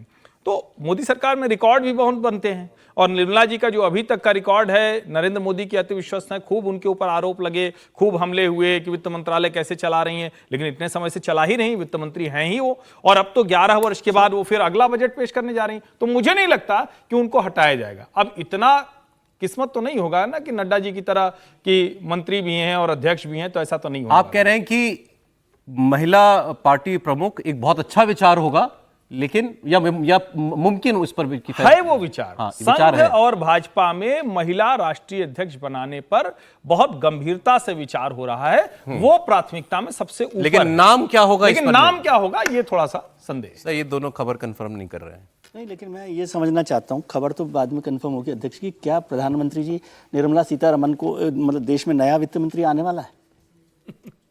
मेरा सवाल, मूल सवाल ये है कि क्या प्रधानमंत्री एक नए वित्त मंत्री को तलाश रहे हैं? क्योंकि उन्होंने नया वित्त मंत्री तलाश लिया होगा, तभी निर्मला जी को अध्यक्ष बनाया जा सकता है। ये बात तो हो ही रही है, इसको समझिए ना। 2019 में नया गृह मंत्री भी तलाश लिया था ना। हाँ, तो मतलब इसका मतलब ये हुआ कि नया वित्त मंत्री की तलाश हो रही है। और 2029 में जो वंदन बिल है, महिला आरक्षण बिल है, वो उसको एग्जीक्यूट करना है, तो एक अच्छा अध्यक्ष हो सकता है महिला के तौर पर। ये एक पॉलिटिकल सोच समझ की अच्छी बात है, इसमें कोई बुरी बात नहीं है। और संघ में भी और बीजेपी में दोनों में विचार हुआ, लेकिन ये कोई आउट ऑफ द बॉक्स की बात ही नहीं है। 45 साल से जिस पार्टी ने सोचा नहीं, वो आउट ऑफ द बॉक्स क्या इसमें? ये तो एक जरूरत है आपकी कि एक जब 2029 का चुनाव में 33% महिलाओं को आरक्षण देना है। लेकिन सर, ये पोस्ट कोई सिमेंटिक्स या ऑप्टिक्स वाली पोस्ट नहीं है ना। नहीं, ऑप्टिक्स की है, चुनाव में आएगा तो बहुत बड़ा फर्क पड़ेगा। पार्टी चलाना नहीं, अध्यक्ष के तौर पर, क्योंकि पार्टी का अध्यक्ष और महिलाओं को लेकर हम चुनाव पार्टी नेतृत्व में इस बात को हो रहा। लेकिन ये जो तीनों नाम है, इनसे मुझे बहुत ही कोई उम्मीद नहीं लग रही कि इन तीनों में से कोई हो सकता है। कुछ कह रहे थे आप इस पर? नहीं, मैं सिर्फ ये कह रहा हूं, इसको समझिए, ये आउट ऑफ द बॉक्स शब्द आपने इस्तेमाल किया, वो नहीं है। लेकिन जो आरोप लगते हैं ना, कोई भी खड़ा होकर कह देता है कि संघ परिवार में तो महिलाओं को कोई जगह नहीं मिलती है, जबकि ऐसा है नहीं। ठीक है, राष्ट्र सेविका समिति काम कर रही है, वो सब ठीक है। फिर कोई याद दिला देता है कि देखिए सुषमा जी इतने ऊपर तक गई, लेकिन अध्यक्ष नहीं बन पाई, वो उस जगह पर नहीं पहुंच पाई। और अभी आप देखें तो जैसे अब दिल्ली की अभी हम तुरंत तो चर्चा कर रहे थे, रेखा गुप्ता के मुख्यमंत्री बनने में एक बड़ी वजह थी, बाकायदा तय करके इसे किया गया कि एक महिला मुख्यमंत्री होनी चाहिए। तो मुझे लगता है महिला अध्यक्ष हो सकती है, नाम कौन होगा ये तो थोड़ा सा महिला अध्यक्ष। चलिए अब आप आज एक और खबर की हम लोग चर्चा कर लें, समय है अभी हमारे पास। ये जो भाषा विवाद चल रहा है महाराष्ट्र के अंदर, और अब वहां पर अब ये बात मार पिटाई तक हो गई। पहले भी कई बार ऐसा हुआ है, लेकिन हाल के वर्षों में हमने ऐसा कुछ ज्यादा नहीं देखा था। इस बार फिर विवाद हुआ था इस बात पर कि स्कूलों में बच्चों को पढ़ाई जाए हिंदी, अनिवार्य रूप से कि ना पढ़ाई जाए, और झगड़ा होने लगा सड़कों पर। आपने देखा, दो विवाद हमने कल आपको दिखाए थे कि कैसे एक बाजार में जाकर के MNS राज ठाकरे के लोगों ने एक दुकानदार को हिंदी नहीं बोलने की, मराठी नहीं बोलने पर थप्पड़ मार दिया, उसकी पिटाई कर दी थी। तो वो तस्वीर देख रहे हैं आप। इसके जवाब में पूरा मार्केट बंद कर दिया गया, बहुत आलोचना हुई। अच्छा, इस पर एक ऐसे व्यक्ति का रिएक्शन आया, इससे उम्मीद नहीं थी। नीतीश राणे, ये नारायण राणे के बेटे, इनकी दबंग छवि है, अब मंत्री भी हो गए हैं, कैबिनेट मंत्री हैं। और अगर ये बोलते इसमें तो लोगों को ये लगा था, क्योंकि एक तो मराठी बहुत बिल्कुल खांटी मराठी आदमी है, तो लगा था कि ये तो मराठी की पक्ष लेंगे। लेकिन इन्होंने कहा ये मामला मराठी हिंदी का नहीं है, मेरे लिए मामला हिंदू का है। हिंदुत्व के मुद्दे पर यह सरकार चुन करके आई है, और वो जो अपमान हुआ है, वो जिस व्यक्ति को मारा गया है मनसे के द्वारा, चाटा जिसको मारा गया, वो हिंदू था, तो मैं उसके लिए बोलूंगा। फिर इन्होंने इसके बाद आगे एक बात कही, इन्होंने कहा आपको यही दिखाई देता है कि ये व्यक्ति जो है गुजरात का है या ये यूपी का है या नॉर्थ से आया है, ये हिंदी बोल रहा है कि मराठी बोल रहा है कि नहीं बोल रहा। कभी इन लोगों ने जो सड़क पर मारपीट करते हैं, जाकर मुंबई के कुछ और इलाकों में कोशिश की कभी कि उनको उनसे मराठी बुलवाने की हिम्मत दिखाएं? कहना चाह रहे थे मुसलमान। ये आमिर खान बोलते हैं क्या मराठी? जावेद अख्तर बोलते हैं क्या मराठी? फिर बंबई के इलाकों के नाम लेकर के बोले, वहां जाकर के जरा देखते हैं दाढ़ी टोपी वाले मराठी बोलते हैं क्या। एक बार बात इनकी सुनिए, फिर इसमें क्या कोई फैक्ट है उसकी बात हम करेंगे। गया है ना, एक हिंदू को मारा गया है ना, एक हिंदू को मारा गया है, तो मुझे बोलना है कि इतनी हिम्मत जाके नल बाजार और मोहम्मद अली रोड में दिखाओ ना। वो जो दाढ़ी वाले और गोल टोपी वाले क्या मराठी में बात करते क्या? शुद्ध मराठी में बात करते क्या? उधर जाने की, उनको कान के नीचे बजाने की हिम्मत नहीं है। जावेद अख्तर क्या मराठी में बात करता है क्या? आमिर खान क्या मराठी में गाता है क्या? उधर उसके मुंह से मराठी निकालने की हिम्मत नहीं है। ये गरीब हिंदू को क्यों मारने की हिम्मत कर रहे हो?